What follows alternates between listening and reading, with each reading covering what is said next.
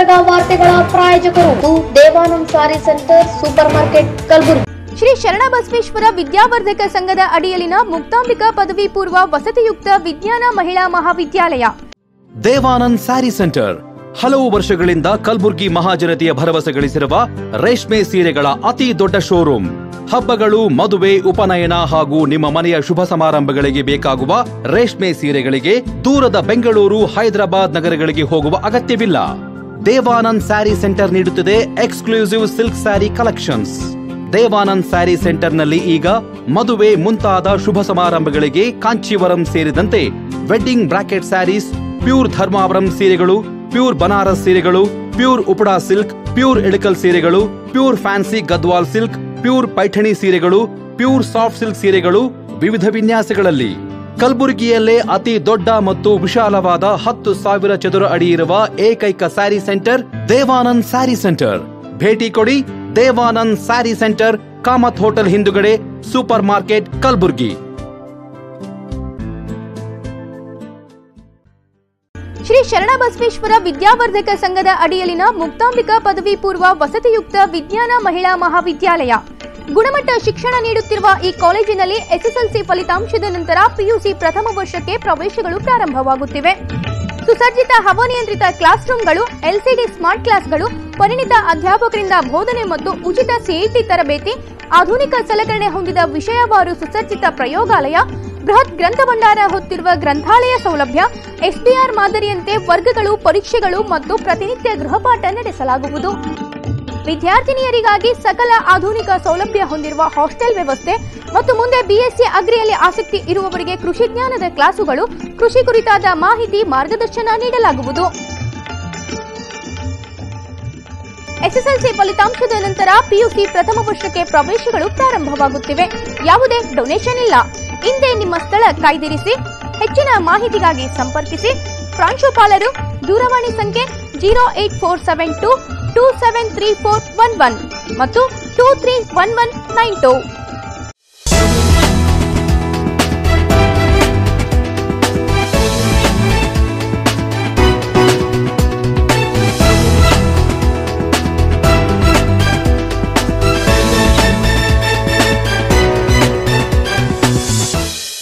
ನಮಸ್ಕಾರ, ಗುಲ್ಬರ್ಗಾ ವಾರ್ತೆಗಳಿಗೆ ಸ್ವಾಗತ. ಮೊದಲಿಗೆ ಹೆಡ್ಲೈನ್ಸ್. ಶಾಂತ ಆಸ್ಪತ್ರೆ ವೈದ್ಯರ ಸಾಧನೆ, ಮಹಿಳೆ ಮುಖಕ್ಕೆ ಯಶಸ್ವಿ ಶಸ್ತ್ರಚಿಕಿತ್ಸೆ. ಜನಗಣತಿ ವಿರುದ್ಧ ವೀರಶೈವ ಸಮಾಜದ ಮುಖಂಡರ ಆಕ್ರೋಶ. ನೆಮ್ಮದಿ ನಿರಾಶ್ರಿತರ ಕೇಂದ್ರದಲ್ಲಿ ಸಚಿವ ಶಾಣ್ ಪ್ರಕಾಶ್ ಹುಟ್ಟುಹಬ್ಬ ಆಚರಣೆ. ಏಪ್ರಿಲ್ 24ರಂದು ಸ್ವಾತಂತ್ರ್ಯ ಹೋರಾಟಗಾರ ಚನ್ನಬಸಪ್ಪ ಕುಳಗೇರಿಯವರ 97ನೇ ಜಯಂತ್ಯುತ್ಸವ ಆಯೋಜನೆ. ಏಪ್ರಿಲ್ 24ರಂದು ಬೆಂಗಳೂರಿನಲ್ಲಿ ಬೃಹತ್ ಸಂವಿಧಾನ ಜಾಗೃತಿ ಸಮಾವೇಶ. ಅಂಬರಾಯ್ ಸುದ್ದಿಗೋಷ್ಠಿ. ಈಗ ವಾರ್ತೆಗಳ ವಿವರ. ಕಲಬುರಗಿಯ ಪ್ರತಿಷ್ಠಿತ ಎಂವೈ ಪಾಟೀಲ್ ಫೌಂಡೇಶನ್ನ ಶಾಂತಾ ಮಲ್ಟಿ ಸ್ಪೆಷಾಲಿಟಿ ಆಸ್ಪತ್ರೆಯ ವೈದ್ಯರು ಮಹಿಳೆಯೊಬ್ಬರಿಗೆ ಯಶಸ್ವಿ ಶಸ್ತ್ರಚಿಕಿತ್ಸೆ ಮಾಡುವಲ್ಲಿ ಸಫಲರಾಗಿದ್ದಾರೆ. ಕಲಬುರಗಿ ನಗರದ ರಿಂಗ್ ರಸ್ತೆಯಲ್ಲಿರುವ ಪ್ರತಿಷ್ಠಿತ ಎಂವೈ ಪಾಟೀಲ್ ಫೌಂಡೇಶನ್ನ ಶಾಂತಾ ಮಲ್ಟಿ ಸ್ಪೆಷಾಲಿಟಿ ಆಸ್ಪತ್ರೆಯು ರೋಗಿಗಳ ಆರೈಕೆ ಸೇವೆಯಲ್ಲಿ ತಮ್ಮದೇ ಆದ ಹೆಸರು ಮಾಡಿದ್ದು, ಇದೀಗ ಆಸ್ಪತ್ರೆಯ ನುರಿತ ವೈದ್ಯರ ತಂಡ ಮತ್ತೊಂದು ಯಶಸ್ವಿ ಚಿಕಿತ್ಸೆ ನೀಡುವ ಮೂಲಕ ಸೈ ಎನಿಸಿಕೊಂಡಿದ್ದಾರೆ. ಹೌದು, ಕಲಬುರಗಿ ಜಿಲ್ಲೆಯ ಅಫಜಲ್ಪುರ ತಾಲೂಕಿನ ಅಳ್ಳಗಿ ಗ್ರಾಮದ ನಿವಾಸಿ ಶಿವಮ್ಮ ಎಂಬುವವರಿಗೆ ಮುಖದ ಗಾಯಗಳಿಗೆ ಯಶಸ್ವಿ ಪ್ಲಾಸ್ಟಿಕ್ ಸರ್ಜರಿ ನೆರವೇರಿಸಿ ಆಕೆ ಎಂದಿನಂತೆ ಗುಣಮುಖಳಾಗಿ ಬದುಕು ಕಟ್ಟಿಕೊಳ್ಳುವಂತೆ ಮಾಡಿ ಸಾಧನೆ ಮೆರೆದಿದ್ದಾರೆ. ಈ ಕುರಿತು ಮಾತನಾಡಿದ ಆಸ್ಪತ್ರೆ ವ್ಯವಸ್ಥಾಪಕ ನಿರ್ದೇಶಕರಾದ ಡಾಕ್ಟರ್ ಸಂಜೀವ್ ಎಂವೈ ಪಾಟೀಲ್ ಹಾಗೂ ತಜ್ಞ ವೈದ್ಯರು, ಅಫಜಲ್ಪುರ ಮತಕ್ಷೇತ್ರದ ಹಿರಿಯ ಶಾಸಕರು, ಮುತ್ಸದ್ದಿ ನಾಯಕರಾದ ಎಂವೈ ಪಾಟೀಲ್ ಫೌಂಡೇಶನ್ ಅಡಿಯಲ್ಲಿ ಕಳೆದ 2023ರ ಸೆಪ್ಟೆಂಬರ್ 17ರಂದು ಆರಂಭವಾದ ಶಾಂತಾ ಮಲ್ಟಿ ಸ್ಪೆಷಾಲಿಟಿ ಆಸ್ಪತ್ರೆಯು ತನ್ನದೇ ಆದ ಗುಣಮಟ್ಟದ ಚಿಕಿತ್ಸಾ ವಿಧಾನ, ನಿರಂತರ ರೋಗಿಗಳ ಆರೈಕೆಯ ಸೇವೆಯಿಂದಾಗಿ 2 ವರ್ಷದಲ್ಲೇ ಸಾಕಷ್ಟು ಹೆಸರು ಮಾಡಿದೆ. ಇದೀಗ ಶಿವಮ್ಮ ಎಂಬ ಮಹಿಳೆಗೆ ಮುಖದ ಮರು ನಿರ್ಮಾಣ, ಮೂಗಿನ ಮರು ನಿರ್ಮಾಣ ಸೇರಿದಂತೆ ಮುಖದಲ್ಲಿನ ಹಲವು ಅಂಗಗಳಲ್ಲಿನ ವ್ಯತ್ಯಾಸಗಳನ್ನು ಉತ್ತಮ ಚಿಕಿತ್ಸೆ ಮೂಲಕ ಪರಿಹರಿಸಿದ್ದೇವೆ ಎಂದು ವಿವರಿಸಿದರು. ಎಂವೈ ಪಾಟೀಲ್ ಫೌಂಡೇಶನ್ ಅಡಿಯಲ್ಲಿರುವ ಶಾಂತಾ ಆಸ್ಪತ್ರೆಯ ಇಂದಿನ ಪತ್ರಿಕಾಗೋಷ್ಠಿಯಲ್ಲಿ ತಮ್ಮೆಲ್ಲರಿಗೆ ಸ್ವಾಗತ ಬಯಸುತ್ತಾ, ನಾನು doctor Sanjeev Patil, general surgeon ಮತ್ತು ಲ್ಯಾಪ್ರೋಸ್ಕೋಪಿಕ್ ಆ್ಯಂಡ್ ಕೋಲೋಪ್ರೊಕ್ಟಲ್ ಸರ್ಜನ್. ನನ್ನ ಜೊತೆಯಲ್ಲಿ ಇಂದಿನ ಪತ್ರಿಕಾಗೋಷ್ಠಿಯಲ್ಲಿ ಪ್ಲಾಸ್ಟಿಕ್ ಸರ್ಜನ್ ಆದಂಥ ಸನ್ಮಾನ್ಯ ಶ್ರೀ ಡಾಕ್ಟರ್ ಅಂಬರೀಶ್ ಬಿರಾದಾರ್ ಅವರು ಕ್ರಿಟಿಕಲ್ ಕೇರ್ ವಿಭಾಗದ ಮತ್ತು ಅನಸ್ಥೆಟಿಸ್ಟ್ ಚೀಫ್ ಅನಸ್ಥೆಟಿಸ್ಟ್ ಆದಂಥ ಡಾಕ್ಟರ್ ತ್ರಿವೇಣಿ ಮೇಡಮ್ ಅವರು ಮತ್ತು ಕ್ರಿಟಿಕಲ್ ಕೇರ್ ವೈದ್ಯರಾದಂಥ ಡಾಕ್ಟರ್ ಜುಬಾದ ಮೇಡಮ್ ಅವರು ಈ ಪತ್ರಿಕಾಗೋಷ್ಠಿಯಲ್ಲಿ ತಮ್ಮೊಂದಿಗೆ ಕೆಲವು ಸಂದಿಗ್ಧ ಮತ್ತು ಡಿಫಿಕಲ್ಟ್ ಸರ್ಜರೀಸ್ದು ನಮ್ಮ ಆಸ್ಪತ್ರೆಯಲ್ಲೇನು ಸರ್ಜರಿ ಆಗಿದ್ದಾವೆ ಮತ್ತು ಪೇಷಂಟ್ ರಿಕವರಿ ಯಾವ ಥರ ಆಗಿದ್ದಾರೆ ಅನ್ನೋ ನಿಟ್ಟಿನಲ್ಲಿ ಇವತ್ತು ತಮಗೊಂದು ಮಾಹಿತಿ ಇರಲಿ, ಗುಲ್ಬರ್ಗ ಜಿಲ್ಲೆಯ ಎಲ್ಲ ನಾಗರಿಕರಾಗಲಿ ಮತ್ತು ಆಸ್ಪತ್ರೆ ವಿವಿಧ ಕ್ಷೇತ್ರದಲ್ಲಿ ಏನು ಫೆಸಿಲಿಟಿ ಕೊಡ್ತಾ ಇದ್ದೀವಿ ಅದನ್ನು ತಮಗೆ ತಿಳಿಸ್ಬೇಕು, ಮನವರಿಕೆ ಮಾಡಿಕೊಡ್ಬೇಕು ಅನ್ನೋ ನಿಟ್ಟಿನಲ್ಲಿ ಇವತ್ತು ನಾವು ಪತ್ರಿಕಾಗೋಷ್ಠಿ ಆಯೋಜಿಸಿದ್ದೇವೆ. ಮುಖ್ಯವಾಗಿ ತಮಗೆ ತಿಳಿದಂತೆ ಶಾಂತ ಆಸ್ಪತ್ರೆ 2023 ಸೆಪ್ಟೆಂಬರ್ 17ಕ್ಕೆ ಏನು ಪ್ರಾರಂಭಗೊಂಡಿತ್ತು, ಸುಮಾರು 1 ವರ್ಷ 8 ತಿಂಗಳಲ್ಲೇ ಸಾಕಷ್ಟು ರೋಗಿಗಳಿಗೆ ಉತ್ತಮ ರೀತಿಯಲ್ಲಿ ಚಿಕಿತ್ಸೆ ಕೊಡುವ ಮುಖಾಂತರ ಭಾಳ ಕಡಿಮೆ ದರದಲ್ಲಿ, ಅತಿ ಕಡಿಮೆ ದರದಲ್ಲಿ ದೊಡ್ಡ ದೊಡ್ಡ ಆಪ್ರೇಷನ್ಗಳಿರ್ಬೋದು, ಕ್ರಿಟಿಕಲ್ ಕೇರ್ ಕೂಡ ಏನು ICU ಮ್ಯಾನೇಜ್ಮೆಂಟ್ ಇದೆ ಅದನ್ನು ಕೂಡ ನಾವು ಎಷ್ಟೋ ರೋಗಿಗಳಿಗೆ ಉಚಿತವಾಗಿ ಕೂಡ ಮಾಡಿದ್ದೀವಿ, ಕಡಿಮೆ ದರದಲ್ಲಿ ಮಾಡಿದ್ದೀವಿ. ಒಳ್ಳೆಯ ರೆಸ್ಪಾನ್ಸ್ ಕೂಡ ಗುಲ್ಬರ್ಗ ಜಿಲ್ಲೆಯ ನಾಗರಿಕರಿಂದ ನಮಗೆ ಒದಗಿ ಬಂದಿದೆ ಅಂತೇಳಿ ತಮ್ಮಲ್ಲಿ ಭಾಳ ಸಂತೋಷದಿಂದ ಹೇಳಬೇಕಾಗಿದೆ. ನಮ್ಮ ಆಸ್ಪತ್ರೆಯಲ್ಲಿ ಇದೊಂದು multi speciality 50 bedded multi speciality ಇರುವುದರಿಂದ ಇಲ್ಲಿ ನ್ಯೂರೋ ಸರ್ಜರಿ ಇರ್ಬೋದು, plastic surgery, urology, nephrology, cardiology, coloproctology, general surgery, laparoscopic surgery, eye surgery, ಹೀಗೆ ಅನೇಕ ವಿಭಾಗದಲ್ಲಿ ಇವತ್ತು ರೋಗಿಗಳನ್ನು ಟ್ರೀಟ್ ಮಾಡಿ ಒಳ್ಳೆಯ ರೀತಿಯಿಂದ ಅವರಿಗೆ ಆರೋಗ್ಯ ಕಡೆ ಹೆಚ್ಚಿನ ಮುತುವರ್ಜಿ ವಹಿಸಿ ಅವರಿಗೆ ಡಿಸ್ಚಾರ್ಜ್ ಕೂಡ ಮಾಡಿದ್ದೀವಿ.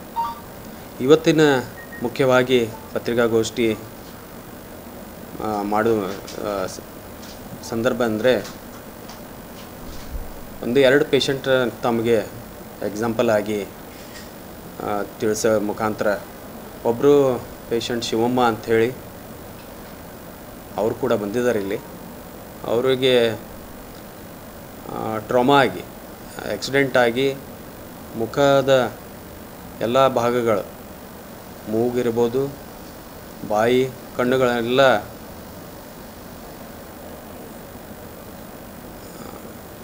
ಟ್ರಾಮಾದಿಂದ, ಆಕ್ಸಿಡೆಂಟ್ದಿಂದ ಭಾಳ ಇಂಜುರೀಸ್ ಆಗಿ ಮುಖದ ಭಾಳಷ್ಟು ಭಾಗ ಡ್ಯಾಮೇಜ್ ಆಗಿತ್ತು. ಅದನ್ನು ಸುಮಾರು 3-4 ಸೆಟ್ಗಳಲ್ಲಿ ಡಾಕ್ಟರ್ ಅಮರೇಶ್ ಬಿರಾದರ್ ಅವರು ರೀಕನ್ಸ್ಟ್ರಕ್ಟಿವ್ ಸರ್ಜರಿ ಮಾಡಿ ಒಳ್ಳೆ ರೀತಿಯಿಂದ ಒಂದು ಹೊಸ ರೂಪ ಕೊಟ್ಟರು ಅಂತ ಹೇಳೋಕ್ಕೆ ನಾನು ಬಯಸ್ತಾ ಇದ್ದೀನಿ. ಅದರ ಜೊತೆಯಾಗಿ ಕಳೆದ 1 ವರ್ಷ 8 ತಿಂಗಳಲ್ಲಿ ಸಾಕಷ್ಟು ಆಪ್ರೇಷನ್ಗಳಾಗಿವೆ, ಸಾಕಷ್ಟು ಶಸ್ತ್ರಚಿಕಿತ್ಸೆ ನಮ್ಮ ಆಸ್ಪತ್ರೆಯಲ್ಲಾಗಿವೆ.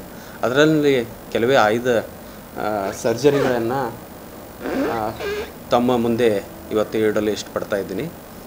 ಈ ಮೊದಲಿಗೆ ಏನು ನಮ್ಮ ಶಿವಮ್ಮ ಅವ್ರದ್ದೇನು ಫೇಶಿಯಲ್ ರೀಕನ್ಸ್ಟ್ರಕ್ಟಿವ್ ಸರ್ಜರಿ ಮಾಡಿದ್ದಾರೆ ಡಾಕ್ಟರ್ ಅಮರೇಶ್ ಬಿರಾದರ್ ಅವರು 1-2 ವಿಷಯಗಳನ್ನು ಆಪ್ರೇಷನ್ ಬಗ್ಗೆ ಮತ್ತು ಆಪ್ರೇಷನ್ಗಿಂತ ಮೊದಲಿನ ಏನು ಇತ್ತು, ಏನು ಸರ್ಜರಿ ಪ್ಲ್ಯಾನ್ ಮಾಡ್ಕೊಂಡಿದ್ರು ಅದನ್ನೆಲ್ಲ ವಿಸ್ತಾರವಾಗಿ ಡಾಕ್ಟರ್ ಅಮರೇಶ್ ಬಿರಾದರ್ ಅವರು ತಮ್ಮ ಮುಂದೆ ಇಡ್ತಾರಂತ ಈ ಸಂದರ್ಭದಲ್ಲಿ ಹೇಳ್ತಾರೆ. ಡಾಕ್ಟರ್ ರಾಹುಲ್ ಹರ್ವಾಳ್ ಅವರು ಮಾಡಿದ್ರು. ಇವಾಗ ಏನೋ ಸ್ವಲ್ಪ ಎಮರ್ಜೆನ್ಸಿ ಅವರ ಆಪ್ರೇಷನ್ ಇದ್ದ ಕಾರಣ ಬರೋದಕ್ಕಾಗಲಿಲ್ಲ. ಆ್ಯಕ್ಚುಲಿ ಅವರು ಈ ಪ್ರೆಸ್ ಮೀಟಲ್ಲಿ ಇರಬೇಕಾಗಿತ್ತು. ಇವ್ರದ್ದು ಏನಂತಂದರೆ ನಾಗಣ್ಣ ಈಗ 50 ವರ್ಷ ಆ್ಯಕ್ಚುಲಿ ಇವರಿಗೆ ಆಪ್ರೇಷನ್ ಆಗಿದ್ದು ಏನಂತಂದರೆ ಡೈಫಾರ್ಮೆಟಿಕ್ ಹರ್ನಿಯಾ ರಿಪೇರ್ ಅಂಥೇಳಿ.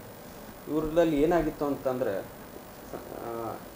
ಈ ಹೊಟ್ಟೆಯಲ್ಲಿರುವಂಥ ಕರಳುಗಳೆಲ್ಲ ಈ ಎದೆಯಲ್ಲಿ ಬಂದು ಕುಂತಿತ್ತು.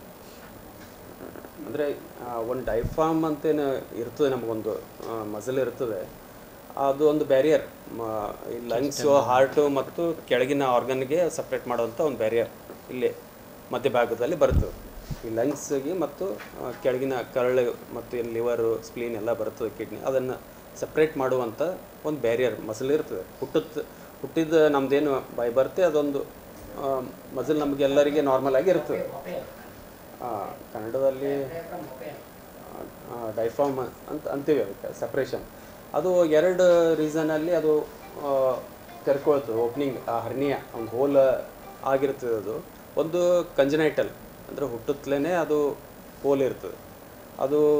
ಅದೊಂದು ಜಾಸ್ತಿ, ಅದು ಡೈಮೆನ್ಷನ್ ಜಾಸ್ತಿ ಇದ್ದರೆ ಅದು ಚಿಕ್ಕ ಮಕ್ಕಳಿಗೆ ಅದು ಆಪ್ರೇಷನ್ ಅವಾಗೇ ಆಗ್ತದೆ. ಒಂದು ಅಕ್ವೈರ್ಡ್ ಅಂತಂದರೆ ನಡು ಬಂದಿತ್ತು, ಯಾವುದೋ ಮಧ್ಯ ವಯಸ್ಸಿನಲ್ಲಿ 30 ವರ್ಷ 40 ವರ್ಷ ಎನಿ ಏಜಾಗಿ. ಅದಕ್ಕೆ ರೀಸನ್ ಒಂದು ಆಕ್ಸಿಡೆಂಟಲ್ಲೇ ಆಗಿರ್ಬೋದು, ಇಲ್ಲ ಅಂತಂದರೆ ಕೆಲವು ಬೇರೆ ಬೇರೆ ಸಂದರ್ಭದಲ್ಲಿ ಕೂಡ ಅದು ಅಕ್ವೈರ್ಡ್ ಡೈಫಾರ್ಮೆಟಿಕ್ ಹರ್ನಿಯಾ ಕೂಡ ಆಗಿರ್ತದೆ. ಇವರದಲ್ಲಿ ಯಾವುದು ಆಕ್ಸಿಡೆಂಟ್ ಆ ಥರ ಯಾವುದೂ ಇರಲಿಲ್ಲ. ಆದರೆ ನಾವು ಸಸ್ಪೆಕ್ಟ್ ಮಾಡಿ ಕಂಜನೈಟ್ಲೇ ಇರ್ಬೋದು ಅಂಥೇಳಿ, ಸಣ್ಣ ಹುಟ್ಟದಾಗ್ಲಿಂದ ಸಣ್ಣ ಹೋಲ್ ಇರ್ಬೋದು. ಅದು ಆವಾಗ ಕಂಡು ಬಂದಿಲ್ಲ, ಯಾಕಂದ್ರೆ ಅವ್ರಿಗೇನು ಪ್ರಾಬ್ಲಮ್ ಕೂಡ ಇರಲಿಲ್ಲ. ಅದು ಸೈಜ್ ಬೆಳೀತಾ ಹೋದಾಗ ಮುಂದೆ ಅವ್ರಿಗೇನು ಕಷ್ಟ ಆಯಿತು ಅಂತಂದರೆ ಶ್ವಾಸ ತಗೊಳ್ಳೋಕ್ಕೆ ತೊಂದರೆ ಆಗಲಿಕ್ಕೆ ಸ್ಟಾರ್ಟ್ ಆಗಿ ಹೊಟ್ಟೆ ನೋವು ಮತ್ತು ವಾಮಿಟಿಂಗ್ ಆಗೋದು ಇವೆಲ್ಲ ಬಂದಾಗ ನಮ್ಮಲ್ಲಿ ಅವರು ಆ್ಯಸ್ ಎ ಔಟ್ ಪೇಷಂಟ್ ಆಗಿ ಬಂದಾಗ ನಾವು ನೋಡಿ ಅವೆಲ್ಲ ಇನ್ವೆಸ್ಟಿಗೇಷನ್ ಮಾಡಿ CT ಸ್ಕ್ಯಾನ್ ಎಲ್ಲ ಮಾಡಿ ನೋಡಿದಾಗ ಹೊಟ್ಟೆಯಲ್ಲಿದ್ದ ಎಲ್ಲ ಆರ್ಗನ್ ಕೂಡ ಇಲ್ಲೇ ಬಂದು ಕುಂತಿದ್ದು. ಎಲ್ಲ ಕರಳು ಕೂಡ ಎದೆಯಲ್ಲೇ ಇಲ್ಲೇ. ಅದು ತಗೋಪ ಫೋಟೋಸ್ ತಗೋ, ವಿಡಿಯೋ ಆ್ಯಂಡ್ ಫೋಟೋ. ಅವ್ರಿಗೆ ಒಂದು ಸೈಡ್ ಲಂಗೆ ಟೋಟಲಿ ಕೊಲ್ಯಾಪ್ಸ್ ಆಗಿತ್ತು. ಈ ಕಡೆಯಿಂದ ಅವರು ಉಸಿರಾಟೆ ನಿಂತುಬಿಟ್ಟಿತ್ತು. ಓನ್ಲಿ ರೈಟ್ ಸೈಡಿಂದ ಅಷ್ಟೇ ಲಂಗ್ ಕೆಲಸ ಮಾಡ್ತಾಯಿತ್ತು. ಅಂಥ ಸಂದರ್ಭದಲ್ಲಿ ನಾವು ಅದನ್ನು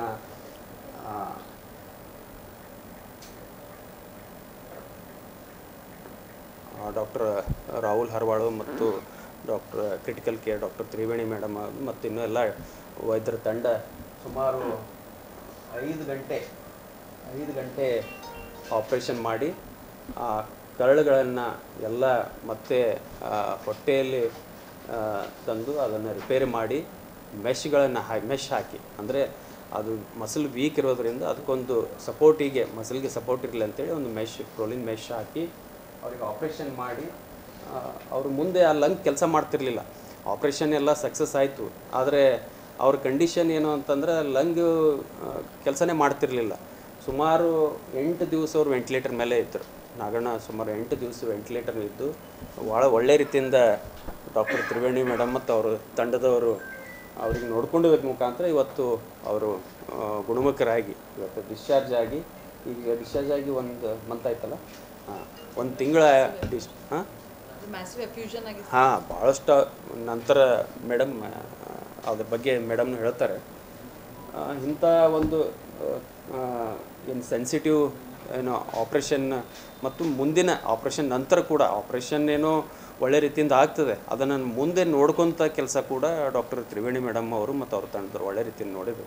ಸಲುವಾಗಿ ಇವತ್ತು ನಾಗಣ್ಣ ಇವತ್ತು ಮೊದಲಿನ ಅವ್ರದ್ದೇನು ಕಷ್ಟಗಳಿದ್ದು ತೊಂದರೆಗಳಿದ್ದು, ಅವ್ರದ್ದು ಫೈನಾನ್ಷಿಯಲ್ ಕಂಡೀಷನ್ ಕೂಡ ಭಾಳ ಪಾಪ ಕಷ್ಟ, ದುಡ್ಡು ಮೆಡಿಸಿನ್ ತರೋಕ್ಕೂ ಭಾಳ ಕಷ್ಟ ಇತ್ತು. ಅಂಥದ್ದೆಲ್ಲ ಸ್ವಲ್ಪ ಕಡಿಮೆ ದರದಲ್ಲಿ ಅವರಿಗೆ, ಅದು ಕಡಿಮೆ ದರ ಅಂದರೂ ಅವರಿಗೆ ಹೆವಿ ಆಗಿದೆ. ಅವ್ರ ಫೈನಾನ್ಷಿಯಲ್ ಕಂಡೀಷನ್ ಪಾಪ ಕಡಿಮೆ ಖರ್ಚು ಮಾಡಿದ್ರು ಕೂಡ ಇವರು ಬೇರೆ ತಾಲೂಕದವರು, ನಮ್ಮ ತಾಲೂಕದ ಹಳೇ ಇದ್ದಾರೆ. ಅವರಿಗೆ ನಾವು ಆಪ್ರೇಷನ್ ಮಾಡಿ ಆದಷ್ಟು ನಮ್ಗೆ ಎಷ್ಟು ಸಾಧ್ಯ ಇತ್ತು ಅವರಿಗೆ ಭಾಳ ಕಡಿಮೆ ದರದಲ್ಲಿ ಆಪ್ರೇಷನ್ ಮಾಡಿ ಗುಣಮುಖರಾಗಿದ್ದಾರೆ. ಡಾಕ್ಟರ್ ರಾಹುಲ್ ಹರ್ವಾಳ್ ಅವರು ಒಳ್ಳೆ ರೀತಿಯಿಂದ ಆಪ್ರೇಷನ್ ಮಾಡಿ ಇವತ್ತು ನಾಗಣ್ಣಗೆ ಒಂದು ಹೊಸ ಲೈಫ್ ಕೊಟ್ಟರೆ ಅಂತ ಹೇಳೋಕ್ಕೆ ಭಾಳ ಹೆಮ್ಮೆ ಅಂತ ಈ ಸಂದರ್ಭದಲ್ಲಿ ಹೇಳ್ತೀವಿ. ಕೆಲವು ವಿಡಿಯೋ ಮತ್ತು ಫೋಟೋಸ್ ಇದೆ. ಶಿವಮ್ಮ ಅವರು ಆಕ್ಸಿಡೆಂಟ್ ಆಗಿದ ತಕ್ಷಣ ಇಮಿಡಿಯೇಟಾಗಿ ಶಾಂತ ಹಾಸ್ಪಿಟಲ್ಗೆ ಬಂದಿದ್ದರು. ಬಂದಿದ ಮೇಲೆ ಮುಖ ಪೂರ್ತಿ ಚಿದ್ರಾಗಿತ್ತು. ಅಂದರೆ ಮೇಲಿಂದು ತುಟಿ ಆಗಿರ್ಬೋದು, ಮೂಗಾಗಿರ್ಬೋದು, ಹಣೆ ಮೇಲೆ ನೀವೆಲ್ಲ ಅಲ್ಲಿ ಫೋಟೋಸಲ್ಲಿ ನೋಡ್ಬೋದು. ಮೇಲೆ ತುಟಿ ಏನಿದೆ ಪೂರ್ತಿ ಚಿದ್ರಾಗಿದೆ, ಕಣ್ಣಿನ ಹತ್ರ ಎಲ್ಲ ಕಡೆಯಿಂದ ಕಿತ್ತೋಗಿತ್ತು. ಬಂದಿದ ಮೇಲೆ ಮೇನ್ ಇಂಪಾರ್ಟೆಂಟ್ ಶಾಂತ ಹಾಸ್ಪಿಟ್ಲಲ್ಲಿ ಏನು ಫಸ್ಟ್ ಅವರಲ್ಲಿ ಏನು ಸ್ಟೆಬಿಲೈಸ್ ಮಾಡಿದ್ದಾರೆ, ಅವರೆಲ್ಲ ಬಿ ಪಿ ಕಮ್ಮಿ ಆಗಿತ್ತು, ರಕ್ತಸ್ರಾವ ಆಗಿತ್ತು, ಅದೆಲ್ಲ ಕ್ರಿಟಿಕಲ್ ಕೇರ್ ಟೀಮ್ ಸ್ಟೆಬಿಲೈಸ್ ಮಾಡಿ ಆಮೇಲೆ ನಾವು ಆಪ್ರೇಷನ್ ಥಿಯೇಟ್ರಿಗೆ ತೊಗೊಂಡಿದ್ದ ತಕ್ಷಣ ಅವರಿಗೆ ಫಸ್ಟ್ ಸರ್ಜರಿ ಆಗಿದ್ಮೇಲೆ ಈ ಥರ ನಾವು ಒಂದು ರೂಪ ಕೊಡೋಕ್ಕೆ ಸಾಧ್ಯ ಆಯಿತು. ಅದರಲ್ಲಿ ನೋಸ್ ಏನಿದೆ ಅದರದ್ದು ಟಿಶ್ಯೂ ಅಂದರೆ ಚರ್ಮ ಮಾಂಸ ಹೋಗಿತ್ತು, ಅದು ಆ್ಯಕ್ಸಿಡೆಂಟಲ್ಲೇ ಕಟ್ಟಾಗಿ ಬಿದ್ದಿತ್ತು. ಅದು ನಾವು 2ನೇ ಸರ್ಜರಿಯಲ್ಲಿ ನಾವು ಈ ಥರ ಒಂದು ನೋಸ್ ರಿಕನ್ಸ್ಟ್ರಕ್ಷನ್ ಸರ್ಜರಿ ಅಂತ ಹೇಳ್ತೀವಿ, ತುಂಬ ರೇರ್ ಸರ್ಜರಿ. ಈ ಸರ್ಜರಿ ಮಾಡಿದ್ವಿ, ಪುನರ್ನಿರ್ಮಾಣ, ನೋಸ್ ಪುನರ್ನಿರ್ಮಾಣ ಅಂತ ಹೇಳ್ತೀವಿ. ಅದು ಆಗಿದ್ಮೇಲೆ 3ನೇ ಸ್ಟೇಜಲ್ಲಿ ನಾವು ಏನು ಕನೆಕ್ಷನ್ ಇರುತ್ತೆ ಆ ಕನೆಕ್ಷನ್ ತೆಗೆದ್ಮೇಲೆ ಪೂರ್ತಿ ಆಕಾರ ಈ ಥರ ಆಕಾರ ಕೊಡ್ಬೋದು. ಇದು ಇನ್ನೂ ಬರುವ ಟೈಮಲ್ಲಿ ಇನ್ನೂ ಅದು ಸ್ವೆಲ್ಲಿಂಗ್ ಅಂತ ಇರುತ್ತೆ, ಊತ ಇರುತ್ತೆ, ಅದು ಊತ ಕಮ್ಮಿ ಆಗ್ತಾನೆ ಬರುತ್ತೆ. ಆಮೇಲೆ ಒಂದು ನಿಯರ್ ಶೇಪ್ ಥರ ಈ ಸರ್ಜರಿ ಮಾಡೋ ಕಾರಣ ಈಗ ಯಾರದೇ ನೋಸ್ ಇರಲಿಲ್ಲ ಅಂತಂದರೆ ಈಗ ನಮ್ಮ ಸೊಸೈಟಿಯಲ್ಲಿ ಒಂದು ಅಸಹ್ಯ ಕಾಣ್ತಾ ಇರುತ್ತೆ. ಈಗ ಮುಖದ ಮೇಲೆ ಮೇನ್ ಕಾಣೋದೇ ನೋಸ್ ಚೆನ್ನಾಗಿದ್ದರೆ ಮಂದಿ ತುಂಬ ಚೆನ್ನಾಗಿ ಬಿಹೇವಿಯರ್ ಮಾಡ್ತಾರೆ. ಸೊ ಇದು ನೋಸ್ ರಿಕನ್ಸ್ಟ್ರಕ್ಷನ್ ತುಂಬ ಇಂಪಾರ್ಟೆಂಟ್ ಸೊಸೈಟಿಯಲ್ಲಿ ಇರಬೇಕಂದ್ರೆ, ನಮಗೆ ನೋಸ್ ಫಂಕ್ಷನ್ ಆಗಬೇಕಂದ್ರೆ ಈ ನೋಸ್ ತುಂಬಾ ಇಂಪಾರ್ಟೆಂಟ್. ಸೊ ಫೈನಲ್ ಅಪಿಯರೆನ್ಸ್ ನೀವು ನೋಡ್ಬೋದು, ಪೇಷಂಟ್ ಇಲ್ಲೇ ಇದ್ದಾರೆ. ಒಂದು ತುಂಬ ನ್ಯಾಚುರಲ್ ಆಗಿರೋಂಥ ಆಪ್ರೇಷನ್ ಆದ ತಕ್ಷಣ ಲೆಫ್ಟ್ ಸೈಡ್ ಲಂಗಲ್ಲಿ ಫುಲ್ ನೀರು ತುಂಬಿಕೊಂಡಿತ್ತು ಅವ್ರಿಗೆ. ಆ ಥರ ಅದು ನೀರು ತೆಗಿಯೋಕ್ಕೆ ಅದರಲ್ಲಿ ICD ಅಂತ ಹಾಕಿ ಅದು ಡ್ರೈನ್ ಮಾಡಿಬಿಟ್ಟು ಸ್ಲೋಲಿ ಅವ್ರಿಗೆ ವೆಂಟಿಲೇಟರ್ ಸಪೋರ್ಟ್ ಕಡಿಮೆ ಮಾಡ್ತು. ವೆಂಟಿಲೇಟರ್ ಸಪೋರ್ಟ್ ಕಡಿಮೆ ಮಾಡಿದ್ರು ಕೂಡ ಅವ್ರಿಗೆ ಎಕ್ಸಸೈಸಸ್ ಎನ್ಕರೇಜ್ ಮಾಡಿ ಎಲ್ಲ ಟೀಮ್, ಆಲ್ ನರ್ಸಿಂಗ್ ಟೀಮ್ ಹಿಡ್ಕೊಂಡು ಎಲ್ಲ ಟೀಮ್ ಅಪ್ರೋಚ್ ಮಾಡಿ ಚೆನ್ನಾಗಿ ಫಿಸಿಯೋಥೆರಪಿ ಕೊಟ್ಟು ಉಸಿರಾಡಕ್ಕೆ ಎನ್ಕರೇಜ್ ಮಾಡಿಬಿಟ್ಟು ಚೆನ್ನಾಗಿ ಡಿಸ್ಚಾರ್ಜ್ ಆಗಿದ್ದಾರೆ ಅವರು. ಅದು ಶ್ವಾಸಕೋಶ ಇಂಪ್ರೂವ್ಮೆಂಟ್ ಆಗೋಕ್ಕೆ ಇಟ್ ಟುಕ್ ಆಲ್ಮೋಸ್ಟ್ ಒಂದು 10 days ಟೈಮ್ ತಗೋತು ಪೂರ್ತಿ. ICUನಲ್ಲಿ ಆಲ್ಮೋಸ್ಟ್ 10 daysವರೆಗೂ ಇದ್ದರು ಸರ್. ವೆಂಟಿಲೇಟರ್ ಮೇಲೆ 8 days ಇದ್ದರು. ಅದಾದಮೇಲೆ ಮತ್ತೆ ನೀರು ತುಂಬಿಕೊಂಡಿತ್ತು ಅಂತ ಅದು ಲಂಗ್ ಓಪನ್ ಅಪ್ ಆಗೋವರೆಗೂ ಇನ್ನೊಂದು 2 days. ಸುದ್ದಿಗೋಷ್ಠಿಯಲ್ಲಿ ಆಸ್ಪತ್ರೆಯ ಅನೇಕರು, ತಜ್ಞ ವೈದ್ಯರು ಹಾಗೂ ಸಿಬ್ಬಂದಿಗಳು ಉಪಸ್ಥಿತರಿದ್ದರು. ರಾಜ್ಯ ಸರ್ಕಾರ ನಡೆಸುತ್ತಿರುವ ಜನಗಣತಿ ಅಲ್ಲ, ವೀರಶೈವ ಲಿಂಗಾಯತರ ಅಸ್ತಿತ್ವವನ್ನೇ ಅಳಿಸುವ ರಾಜಕೀಯ ದಾಳಿ ಎಂದು ವೀರಶೈವ ಲಿಂಗಾಯತ ಮಹಾವೇದಿಕೆಯ ಜಿಲ್ಲಾಧ್ಯಕ್ಷರಾದ ದಯಾನಂದ್ ಪಾಟೀಲ್ ಅವರು ಆರೋಪಿಸಿದರು. ನಗರದ ಪತ್ರಿಕಾ ಭವನದಲ್ಲಿ ಸುದ್ದಿಗೋಷ್ಠಿ ನಡೆಸಿ ಮಾತನಾಡಿದ ಅವರು, ಕರ್ನಾಟಕ ಸರ್ಕಾರದ 2025ರ ಜಾತಿ ಜನಗಣತಿಯು ವೀರಶೈವ ಲಿಂಗಾಯತ ಸಮುದಾಯದ ಹಕ್ಕು ಹಿತಗಳ ರಕ್ಷಣೆಗೆ ಸರ್ಕಾರದಿಂದ ಬರೆ ಎಳೆಯುವ ಹುನ್ನಾರ ನಡೆದಿದೆ. ಈ ವರದಿ ವೀರಶೈವ ಲಿಂಗಾಯತರ ಪಾಲಿಗೆ ಜಲಿಯನ್ ವಾಲಾಬಾಗ್ ಮತ್ತು ಬಿದರಿನ ಗೋರ್ಟಾದ ನರ ಸಂಹಾರವನ್ನು ನೆನಪಿಸುವ ಹಾಗಿದೆ. ಏಕೆಂದರೆ ಇದನ್ನು ಒಪ್ಪಿದರೆ ಸಮುದಾಯದ ಜನಸಂಖ್ಯೆಯ ಸಾಮೂಹಿಕ ಕಗ್ಗೊಲೆಯನ್ನು ಒಪ್ಪಿಕೊಂಡಂತೆ ಲೆಕ್ಕ ಎಂದು ಆಕ್ರೋಶ ವ್ಯಕ್ತಪಡಿಸಿದ ಅವರು, ನಮ್ಮ ಸಮುದಾಯದ ಹಕ್ಕು ಹಿತಗಳ ರಕ್ಷಣೆಗೆ ಈಗ ಸಮಯ ಬಂದಿದೆ. ಸರ್ಕಾರದ ಅವೈಜ್ಞಾನಿಕ ಜಾತಿ ಜನಗಣತಿ ನೀತಿಗೆ ನಾವು ತೀವ್ರ ವಿರೋಧ ವ್ಯಕ್ತಪಡಿಸೋಣ ಎಂದು ಕರೆ ನೀಡಿದರು. ಪತ್ರಿಕಾಗೋಷ್ಠಿಯ ಉದ್ದೇಶ ಏನಂತಂದರೆ, ಏನು ಮೊನ್ನೆ ಬಂದಿರತಕ್ಕಂಥ ಸರ್ಕಾರದ 2025ರ ಜಾತಿ ಜನಗಣತಿಯ ಒಂದು ಏನು ವರದಿ ಇದೆ, ಅದನ್ನು ವೀರಶೈವ ಲಿಂಗಾಯತ ಮಹಾವೇದಿಕೆ ಜಿಲ್ಲಾ ಸಮಿತಿ ಕಲಬುರಗಿ ಅದನ್ನು ಧಿಕ್ಕರಿಸುತ್ತದೆ. ಕಾರಣ ಏನಂತಂದರೆ, ತಮಗೆಲ್ಲರಿಗೂ ತಿಳಿದಿರುವ ಹಾಗೆ ವೀರಶೈವ ಲಿಂಗಾಯತ ಒಂದು ಏನು ಸಮುದಾಯ ಇದೆ, ಕರ್ನಾಟಕದಲ್ಲಿ ಅತಿ ದೊಡ್ಡ ಸಮುದಾಯ. ಸುಮಾರು ನಮ್ಮ ಅಂದಾಜಿನ ಪ್ರಕಾರ 2 ರಿಂದ 2.5 ಕೋಟಿ ಜನ ವೀರಶೈವ ಲಿಂಗಾಯತ ಒಳಪಂಗಡಗಳನ್ನು ಸೇರಿ ಹೊಂದಿರ್ತದೆ. ಯಾಕಂತಂದರೆ ವೀರಶೈವ ಲಿಂಗಾಯತ ಸಮುದಾಯದಲ್ಲಿ 101 ಒಳಪಂಗಡ ಹೊಂದಿರತಕ್ಕಂಥ ಒಂದು ದೊಡ್ಡ ಸಮುದಾಯ, ಅದರದೇ ಆದಂಥ ಅಸ್ತಿತ್ವ ಮತ್ತು ಇತಿಹಾಸವನ್ನು ಹೊಂದಿರತಕ್ಕಂಥ ಸಮುದಾಯ. ಈ ಒಂದು ಜಾತಿ ಗಣತಿ ಏನಿದೆ ಅಂತಂದರೆ, ಸರ್ಕಾರಕ್ಕೆ ವೀರಶೈವ ಲಿಂಗಾಯತರೇ ಟಾರ್ಗೆಟ್ ಆಗಿರ್ತಕ್ಕಂಥದ್ದು ಮೇಲ್ನೋಟಕ್ಕೆ ಕಂಡುಬರ್ತದೆ. ಯಾಕಂತಂದರೆ ಕರ್ನಾಟಕದಲ್ಲಿ ಬರೀ 60 ಲಕ್ಷ ಲಿಂಗಾಯತರನ್ನು ತೋರಿಸಿರ್ತದ್ದು ಇದು ಒಂದು ಖಂಡನೀಯ ವಿಚಾರ. ಯಾಕಂತಂದರೆ ಯಾವುದೇ ಮನೆ, ನಗರಕ್ಕೆ ಮತ್ತು ಯಾವುದೇ ಒಂದು ಹಳ್ಳಿಗೆ ಮತ್ತು ಯಾವುದೇ ಒಂದು ಜನರನ್ನು ನೇರವಾಗಿ ಸಂಪರ್ಕಿಸದೆ ಬರೀ ಮುಖ್ಯಮಂತ್ರಿಗಳ ಕಚೇರಿಯಲ್ಲಿ ಕುಳಿತುಕೊಂಡು ತಾವು ಲೆಕ್ಕಪತ್ರ ತೋರಿಸಿರುವುದು ಇದು ಸಮಾಜಕ್ಕೆ ಅಪಾಯಕಾರಿ ಬೆಳವಣಿಗೆ ಅಂತಕ್ಕಂಥದ್ದು ಈ ಒಂದು ಸಂದರ್ಭದಲ್ಲಿ ತಮ್ಮಲ್ಲಿಗೆ ಹೇಳ್ಕೊಡ್ತದೆ. ಮಾಧ್ಯಮ ಮಿತ್ರರಲ್ಲಿಯೂ ತಮಗೆ ಗೊತ್ತಿರ್ತದೆ, ತಮಗೂ ಕೂಡ ಈ ಜನಗಣತಿಯ ಒಂದು ವಿಚಾರವಾಗಿ ಯಾರೂ ಬಂದು ನೇರ ಸಂಪರ್ಕ ಮಾಡಿರಲಿಕ್ಕಿಲ್ಲ. ಸೊ ಹಾಗಾಗಿ ಇಷ್ಟೊಂದು ಬಹಿರಂಗ ಸತ್ಯ ಇದ್ದರೂ ಕೂಡ ಸರ್ಕಾರ ಈ ವರದಿಯನ್ನು ಜಾರಿ ಮಾಡಲು ಹೊರಟಿದೆ. ಒಂದು ವೇಳೆ ಇದು ಜಾರಿ ಮಾಡಿದರೆ ನಾವು ಸಂಪೂರ್ಣವಾಗಿ ಇದರ ವಿರುದ್ಧ ಹೋರಾಟ ಮಾಡ್ತೀವಿ.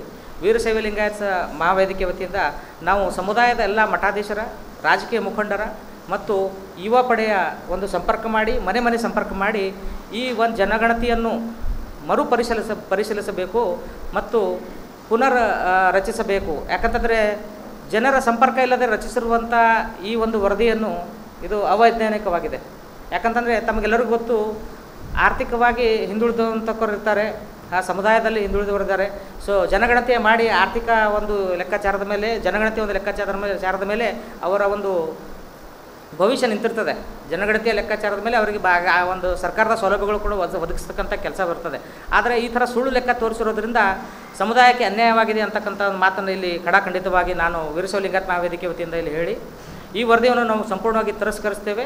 ಈ ವರದಿ ಸಂಪೂರ್ಣವಾಗಿ ಜಾರಿ ಮಾಡಿದರೆ ರಾಜ್ಯಾದ್ಯಂತ ನಾವು ಹೋರಾಟ ಮಾಡ್ತೇವೆ ಅಂತಕ್ಕಂಥ ಎಚ್ಚರಿಕೆಯನ್ನು ಈ ಸಂದರ್ಭದಲ್ಲಿ ತಮ್ಮ ಮುಖಾಂತರ, ಮಾಧ್ಯಮದ ಮುಖಾಂತರ ನಾನು ಕೊಡಲು ಬಯಸುತ್ತೇನೆ. ಸುದ್ದಿಗೋಷ್ಠಿಯಲ್ಲಿ ಮಹೇಶ್ ಪಾಟೀಲ್, ಪರಮೇಶ್ವರ್, ಸುನಿಲ್ ಕಲ್ಕೂರ್, ಗುರುರಾಜ್ ಸುಂಟನೂರ್, ಗುರುರಾಜ್ ಅಂಬಾಟಿ, ಆಕಾಶ್ ಕುಲಕರ್ಣಿ, ಶ್ರೀಕಾಂತ್ ಬಿರಾದಾರ್ ಸೇರಿದಂತೆ ಅನೇಕರು ಉಪಸ್ಥಿತರಿದ್ದರು. ವೈದ್ಯಕೀಯ ಶಿಕ್ಷಣ ಸಚಿವರು ಹಾಗೂ ರಾಯಚೂರು ಜಿಲ್ಲಾ ಉಸ್ತುವಾರಿ ಸಚಿವರಾಗಿರುವ ಡಾಕ್ಟರ್ ಶಾಣಪ್ರಕಾಶ್ ಪಾಟೀಲ್ ಅವರ ಜನ್ಮದಿನದ ಪ್ರಯುಕ್ತ ಅವರ ಅಭಿಮಾನಿಗಳು ವಿಶೇಷವಾಗಿ ಆಚರಿಸಿದರು. ಕಲಬುರಗಿ ನಗರದ ರಾಣಾಜಿ ಪೀರ್ ದರ್ಗಾ ರಸ್ತೆಯ ಕೃಷಿ ವಿಶ್ವವಿದ್ಯಾಲಯದ ಹತ್ತಿರದ ಶಿವಸಾಯಿ ನಗರದಲ್ಲಿರುವ ಮಾರ್ಗದರ್ಶಿ ಚಾರಿಟೇಬಲ್ ಟ್ರಸ್ಟ್ನ ನೆಮ್ಮದಿ ಹಿರಿಯರ ಮನೆ ವೃದ್ಧಾಶ್ರಮದಲ್ಲಿ ಶಾಣಪ್ರಕಾಶ್ ಪಾಟೀಲ್ ಅವರ ಅಭಿಮಾನಿಗಳ ಬಳಗ ಹಾಗೂ ಅವರ ಆಪ್ತರ ವತಿಯಿಂದ ವಿಶಿಷ್ಟವಾಗಿ ಹುಟ್ಟುಹಬ್ಬವನ್ನು ಆಚರಿಸಲಾಯಿತು. ಸಚಿವರಾದ ಡಾಕ್ಟರ್ ಶಾಣಪ್ರಕಾಶ್ ಪಾಟೀಲ್ ಹುಟ್ಟುಹಬ್ಬ ಸಮಾರಂಭಕ್ಕೆ ಆಗಮಿಸಿ ಕೇಕ್ ಕತ್ತರಿಸಿದರು. ನಂತರ ಆಶ್ರಮದ ವೃದ್ಧರಿಗೆ ಬ್ಲಾಂಕೆಟ್ಸ್ ವಿತರಿಸುವ ಕಾರ್ಯಕ್ರಮಕ್ಕೆ ಚಾಲನೆ ಕೊಟ್ಟರು. ಶಿವರಾಜ್ ಬಿರಬಿಟ್ಟೆ ಅವರ ಪ್ರಾರ್ಥನಾ ಗೀತೆ ನಡೆಸಿಕೊಟ್ಟರು. ಈ ಸಂದರ್ಭದಲ್ಲಿ ಡಾಕ್ಟರ್ ಶಾಣಪ್ರಕಾಶ್ ಪಾಟೀಲ್ ಗೆಳೆಯರ ಬಳಗದ ಶರಣಗೌಡ ಪಾಟೀಲ್, ನೆಮ್ಮದಿ ಹಿರಿಯರ ಮನೆ ವೃದ್ಧಾಶ್ರಮದ ಅಧ್ಯಕ್ಷರಾದ ಆನಂದರಾಜ್, ಜ್ಞಾನ ಇನ್ಸ್ಟಿಟ್ಯೂಟ್ ಆಫ್ ಲರ್ನಿಂಗ್ನ ಅಧ್ಯಕ್ಷರಾದ ಸಂಗಮೇಶ್ವರ್ ಸರಡಗಿ ಸೇರಿದಂತೆ ಇತರರು ಉಪಸ್ಥಿತರಿದ್ದರು. ಶಿಕ್ಷಕರಾದ ಶಿವಕಾಂತ್ ಚಿಮ್ಮ ಕಾರ್ಯಕ್ರಮ ನಿರೂಪಿಸಿದರು. ವಿಶ್ವವಿದ್ಯಾಲಯದ ಹತ್ತಿರ ಶಿವಸಾಯಿ ನಗರದಲ್ಲಿರುವ ಮಾರ್ಗದರ್ಶಿ ಚಾರಿಟಬಲ್ ಟ್ರಸ್ಟ್ ಕಲಬುರಗಿ ಅವರು ನಡೆಸುತ್ತಿರುವ ನೆಮ್ಮದಿ ಹಿರಿಯರ ಮನೆ ವೃದ್ಧಾಶ್ರಮದಲ್ಲಿ ವಿಶಿಷ್ಟವಾಗಿ ಹುಟ್ಟುಹಬ್ಬವನ್ನು ಆಚರಿಸಲಾಯಿತು. ಶಿವರಾಜ್ ಬಿರಬಿಟ್ಟೆ ಅವರ ಪ್ರಾರ್ಥನಾ ಗೀತೆಯೊಂದಿಗೆ ಕಾರ್ಯಕ್ರಮ ಆರಂಭಗೊಂಡಿತು. ಆತ್ಮಾನಂದ ಸಾಕಾರ ಓಂ ವೇದಾಂತರ್ಯ ಝೇಂಕಾರ ಆಧ್ಯಾತ್ಮಾಭಿಮಧುಸಾರ ಹೇ ದಿನಕರ ಶುಭಕರ ಧರಿಗೆ ಬಾ, ಈ ಧರಣಿಯ ದೇಗುಲ ಬೆಳಗುವ ನೀಗಿಸು ಬಾಳಿನ ಅಹಂ ಅಹಂ ಅಹಂ ಅಹಂ ಮಾನಸ ಮಂದಿರ ತುಂಬು ಓಂಕಾರನಾದ ಓಂ ಓಂ ಬ್ರಹ್ಮಾನಂದ ಓಂಕಾರ ಆತ್ಮಾನಂದ ಸಾಕಾರ. ಸಚಿವರಾದ ಡಾಕ್ಟರ್ ಶರಣಪ್ರಕಾಶ ಪಾಟೀಲ್ ಅವರು ಆಗಮಿಸಿ ಕೇಕ್ ಕತ್ತರಿಸಿದರು.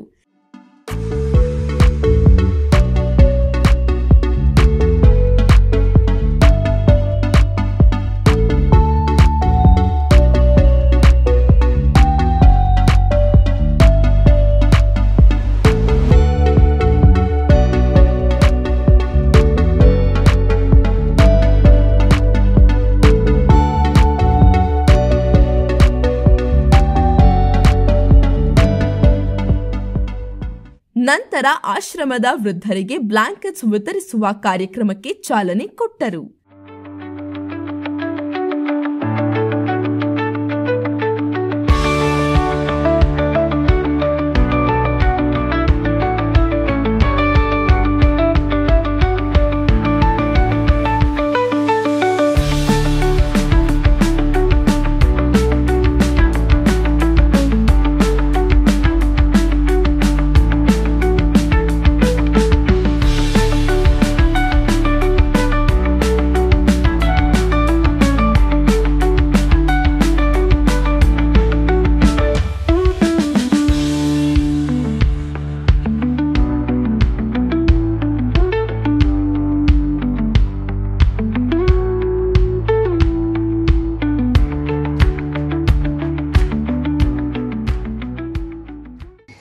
ಒಳ್ಳೆಯ ಒಂದು ವಿಚಾರ ಇದೆ. ಎಲ್ಲ ಹಿರಿಯ ಜೀವಿಗಳ ಮಧ್ಯೆ ಜೀವನದ ಮುಸ್ಸಂಜೆಯಲ್ಲಿ ಇರ್ತಕ್ಕಂಥ ಇಡೀ ಜೀವನವನ್ನು ತನ್ನ ಮಕ್ಕಳಿಗೆ, ಮೊಮ್ಮಕ್ಕಳಿಗಾಗಿ, ಸೊಸೆಯಂದಿರಿಗಾಗಿ, ತನ್ನ ಸಂಸಾರಕ್ಕಾಗಿ ಮುಡುಪಾಗಿಟ್ಟು ಜೀವನದ ಕೊನೆಯ ಒಂದು ಹಂತದಲ್ಲಿ ಒಂದು ಆಶಾಕಿರಣವಿಲ್ಲದೆ ಬದುಕ್ತಿರ್ತಕ್ಕಂತಹ ಜೀವಿಗಳ ಮಧ್ಯೆ ಆಚರಣೆ ಮಾಡೋದು ಬಹಳ ಉತ್ಕೃಷ್ಟವಾದಂಥ ವಿಚಾರ ಅಂತಕ್ಕಂಥ ಹಿನ್ನೆಲೆಯಲ್ಲಿ ಇವತ್ತು ಈ ಕಾರ್ಯಕ್ರಮದಲ್ಲಿ ಆಯೋಜನೆ ಮಾಡಿದ್ದೇವೆ. ವೃದ್ಧರಿಗೆ ಮತ್ತು ನಮ್ಮ ಭಾರತ ದೇಶದಲ್ಲಿ ಇಂಥ ಒಂದು ಸಂಸ್ಥೆಗಳು ಬಹಳಷ್ಟು ಆಗಬಾರದು ಅನ್ನೋದು ನಮ್ಮ ಒಂದು ಒಳಗಿನ ವಿಚಾರ. ಬಟ್ ಸಂಸ್ಥೆಯನ್ನು ನಡೆಸಿಕೊಂಡು ಹೋಗ್ತಾ ಇದ್ದಾರಲ್ಲ, ಅವರಿಗೆ ಮೊಟ್ಟ ಮೊದಲನೇದಾಗಿ ಧನ್ಯವಾದಗಳನ್ನು ಹೇಳೋಣ. ಇದು ಬಹಳ ದೊಡ್ಡ ಕಾರ್ಯವನ್ನು ತಾವು ಮಾಡ್ತಾ ಇದ್ದೀರಿ ಸರ್. ನಿಮಗೆ ಒಂದು 100 ಕೋಟಿ ಜನರ ಒಂದು ಆಶೀರ್ವಾದ ಯಾವತ್ತೂ ಇರುತ್ತದೆ ಅಂತಕ್ಕಂಥ ಮಾತನ್ನು ನಾನು ಹೇಳ್ತಾ ಇದ್ದೇನೆ. ಯಾಕಂದರೆ ಇವತ್ತಿನ ಕಾಲದಲ್ಲಿ ಹಿರಿಯರು ಮನೆಗೆ ಭಾರ ಆಗಿರ್ತಕ್ಕಂಥ ಒಂದು ವಿಚಾರವನ್ನು ನಾವು ಬಹಳಷ್ಟು ಕಡೆ ಕೇಳಿದ್ದೇವೆ.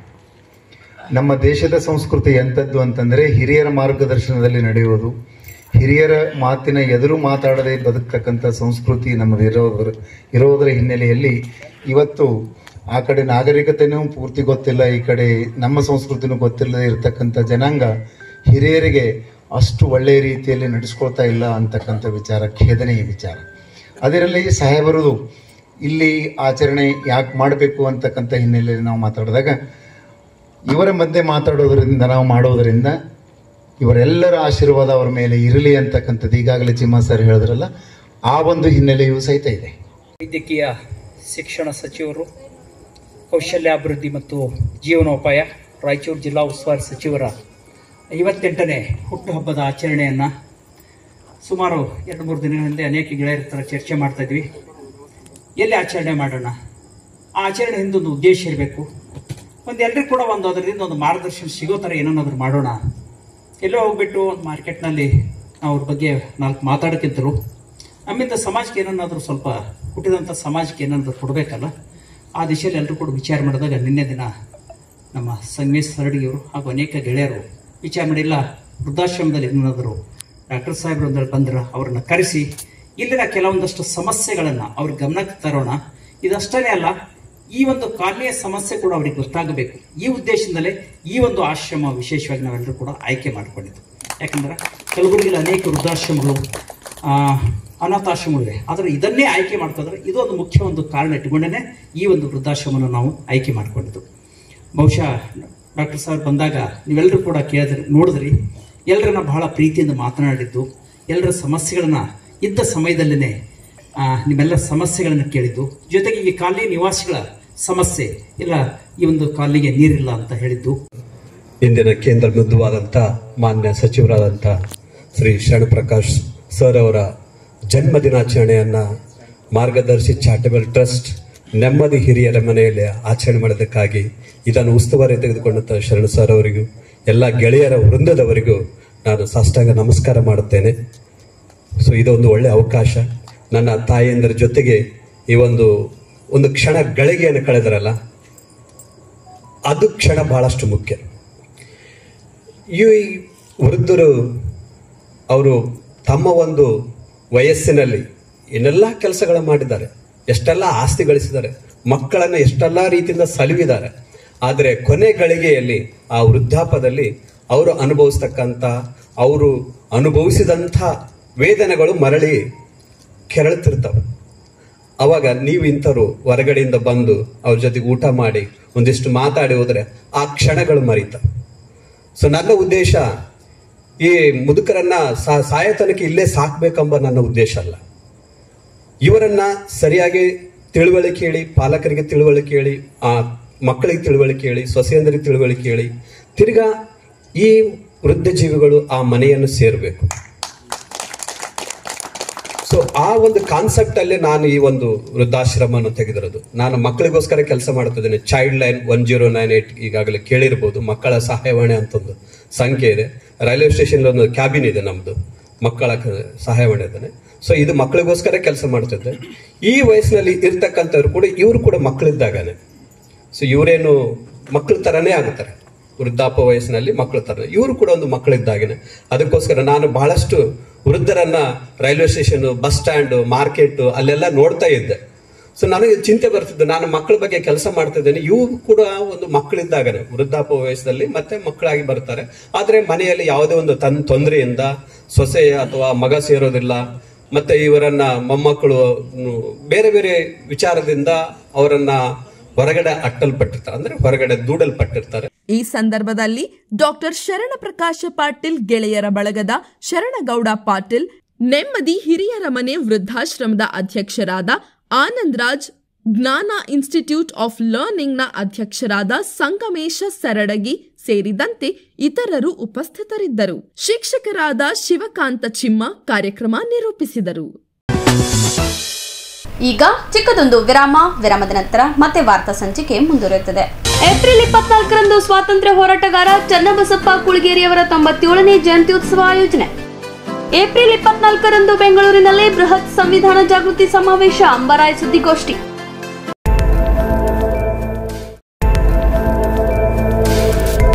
ಇನ್ ಗುಲ್ಬರ್ಗಾ ವಾರ್ತೆಗಳ ಪ್ರಾಯೋಜಕರು Devanand sari centre super market Kalaburagi. Shri Sharanabasaveshwara Vidyavardhaka ಸಂಘದ ಅಡಿಯಲ್ಲಿನ ಮುಕ್ತಾಂಬಿಕಾ ಪದವಿ ಪೂರ್ವ ವಸತಿಯುಕ್ತ ವಿಜ್ಞಾನ ಮಹಿಳಾ ಮಹಾವಿದ್ಯಾಲಯ. ದೇವಾನಂದ್ ಸ್ಯಾರಿ ಸೆಂಟರ್ ಹಲವು ವರ್ಷಗಳಿಂದ ಕಲಬುರ್ಗಿ ಮಹಾಜನತೆಯ ಭರವಸೆ ಗಳಿಸಿರುವ ರೇಷ್ಮೆ ಸೀರೆಗಳ ಅತಿ ದೊಡ್ಡ ಶೋರೂಮ್. ಹಬ್ಬಗಳು, ಮದುವೆ, ಉಪನಯನ ಹಾಗೂ ನಿಮ್ಮ ಮನೆಯ ಶುಭ ಸಮಾರಂಭಗಳಿಗೆ ಬೇಕಾಗುವ ರೇಷ್ಮೆ ಸೀರೆಗಳಿಗೆ ದೂರದ ಬೆಂಗಳೂರು, ಹೈದರಾಬಾದ್ ನಗರಗಳಿಗೆ ಹೋಗುವ ಅಗತ್ಯವಿಲ್ಲ. ದೇವಾನಂದ್ ಸ್ಯಾರಿ ಸೆಂಟರ್ ನೀಡುತ್ತಿದೆ exclusive silk sari collections. Devanand sari ಸೆಂಟರ್ನಲ್ಲಿ ಈಗ ಮದುವೆ ಮುಂತಾದ ಶುಭ ಸಮಾರಂಭಗಳಿಗೆ ಕಾಂಚೀವರಂ ಸೇರಿದಂತೆ wedding brocade saris, pure Dharmavaram ಸೀರೆಗಳು, ಪ್ಯೂರ್ ಬನಾರಸ್ ಸೀರೆಗಳು, pure Uppada silk, pure Ilkal ಸೀರೆಗಳು, pure fancy Gadwal silk, pure Paithani ಸೀರೆಗಳು, ಪ್ಯೂರ್ ಸಾಫ್ಟ್ ಸಿಲ್ಕ್ ಸೀರೆಗಳು ವಿವಿಧ ವಿನ್ಯಾಸಗಳಲ್ಲಿ. ಕಲಬುರಗಿಯಲ್ಲೇ ಅತಿ ದೊಡ್ಡ ಮತ್ತು ವಿಶಾಲವಾದ 10,000 ಚದುರ ಅಡಿ ಇರುವ ಏಕೈಕ ಸ್ಯಾರಿ ಸೆಂಟರ್ ದೇವಾನಂದ್ ಸ್ಯಾರಿ ಸೆಂಟರ್. ಭೇಟಿ ಕೊಡಿ. ದೇವಾನಂದ್ ಸ್ಯಾರಿ ಸೆಂಟರ್, ಕಾಮತ್ ಹೋಟೆಲ್ ಹಿಂದುಗಡೆ, ಸೂಪರ್ ಮಾರ್ಕೆಟ್, ಕಲಬುರಗಿ. ಶ್ರೀ ಶರಣಬಸವೇಶ್ವರ ವಿದ್ಯಾವರ್ಧಕ ಸಂಘದ ಅಡಿಯಲ್ಲಿನ ಮುಕ್ತಾಂಬಿಕಾ ಪದವಿ ಪೂರ್ವ ವಸತಿಯುಕ್ತ ವಿಜ್ಞಾನ ಮಹಿಳಾ ಮಹಾವಿದ್ಯಾಲಯ. ಗುಣಮಟ್ಟ ಶಿಕ್ಷಣ ನೀಡುತ್ತಿರುವ ಈ ಕಾಲೇಜಿನಲ್ಲಿ ಎಸ್ಎಸ್ಎಲ್ಸಿ ಫಲಿತಾಂಶದ ನಂತರ ಪಿಯುಸಿ ಪ್ರಥಮ ವರ್ಷಕ್ಕೆ ಪ್ರವೇಶಗಳು ಪ್ರಾರಂಭವಾಗುತ್ತಿವೆ. ಸುಸಜ್ಜಿತ ಹವಾನಿಯಂತ್ರಿತ ಕ್ಲಾಸ್ ರೂಮ್ಗಳು, ಎಲ್ಸಿಡಿ ಸ್ಮಾರ್ಟ್ ಕ್ಲಾಸ್ಗಳು, ಪರಿಣಿತ ಅಧ್ಯಾಪಕರಿಂದ ಬೋಧನೆ ಮತ್ತು ಉಚಿತ ಸಿಇಟಿ ತರಬೇತಿ, ಆಧುನಿಕ ಸಲಕರಣೆ ಹೊಂದಿದ ವಿಷಯವಾರು ಸುಸಜ್ಜಿತ ಪ್ರಯೋಗಾಲಯ, ಬೃಹತ್ ಗ್ರಂಥ ಭಂಡಾರ ಹೊತ್ತಿರುವ ಗ್ರಂಥಾಲಯ ಸೌಲಭ್ಯ, ಎಸ್ಡಿಆರ್ ಮಾದರಿಯಂತೆ ವರ್ಗಗಳು, ಪರೀಕ್ಷೆಗಳು ಮತ್ತು ಪ್ರತಿನಿತ್ಯ ಗೃಹಪಾಠ ನಡೆಸಲಾಗುವುದು. ವಿದ್ಯಾರ್ಥಿನಿಯರಿಗಾಗಿ ಸಕಲ ಆಧುನಿಕ ಸೌಲಭ್ಯ ಹೊಂದಿರುವ ಹಾಸ್ಟೆಲ್ ವ್ಯವಸ್ಥೆ ಮತ್ತು ಮುಂದೆ ಬಿಎಸ್ಸಿ ಅಗ್ರಿಯಲ್ಲಿ ಆಸಕ್ತಿ ಇರುವವರಿಗೆ ಕೃಷಿ ಜ್ಞಾನದ ಕ್ಲಾಸುಗಳು, ಕೃಷಿ ಕುರಿತಾದ ಮಾಹಿತಿ, ಮಾರ್ಗದರ್ಶನ ನೀಡಲಾಗುವುದು. ಎಸ್ಎಸ್ಎಲ್ಸಿ ಫಲಿತಾಂಶದ ನಂತರ ಪಿಯುಸಿ ಪ್ರಥಮ ವರ್ಷಕ್ಕೆ ಪ್ರವೇಶಗಳು ಪ್ರಾರಂಭವಾಗುತ್ತಿವೆ. ಯಾವುದೇ ಡೊನೇಷನ್ ಇಲ್ಲ. ಹಿಂದೆ ನಿಮ್ಮ ಸ್ಥಳ ಕಾಯ್ದಿರಿಸಿ. ಹೆಚ್ಚಿನ ಮಾಹಿತಿಗಾಗಿ ಸಂಪರ್ಕಿಸಿ. ಪ್ರಾಂಶುಪಾಲರು ದೂರವಾಣಿ ಸಂಖ್ಯೆ 08472273411 ಮತ್ತು 231192.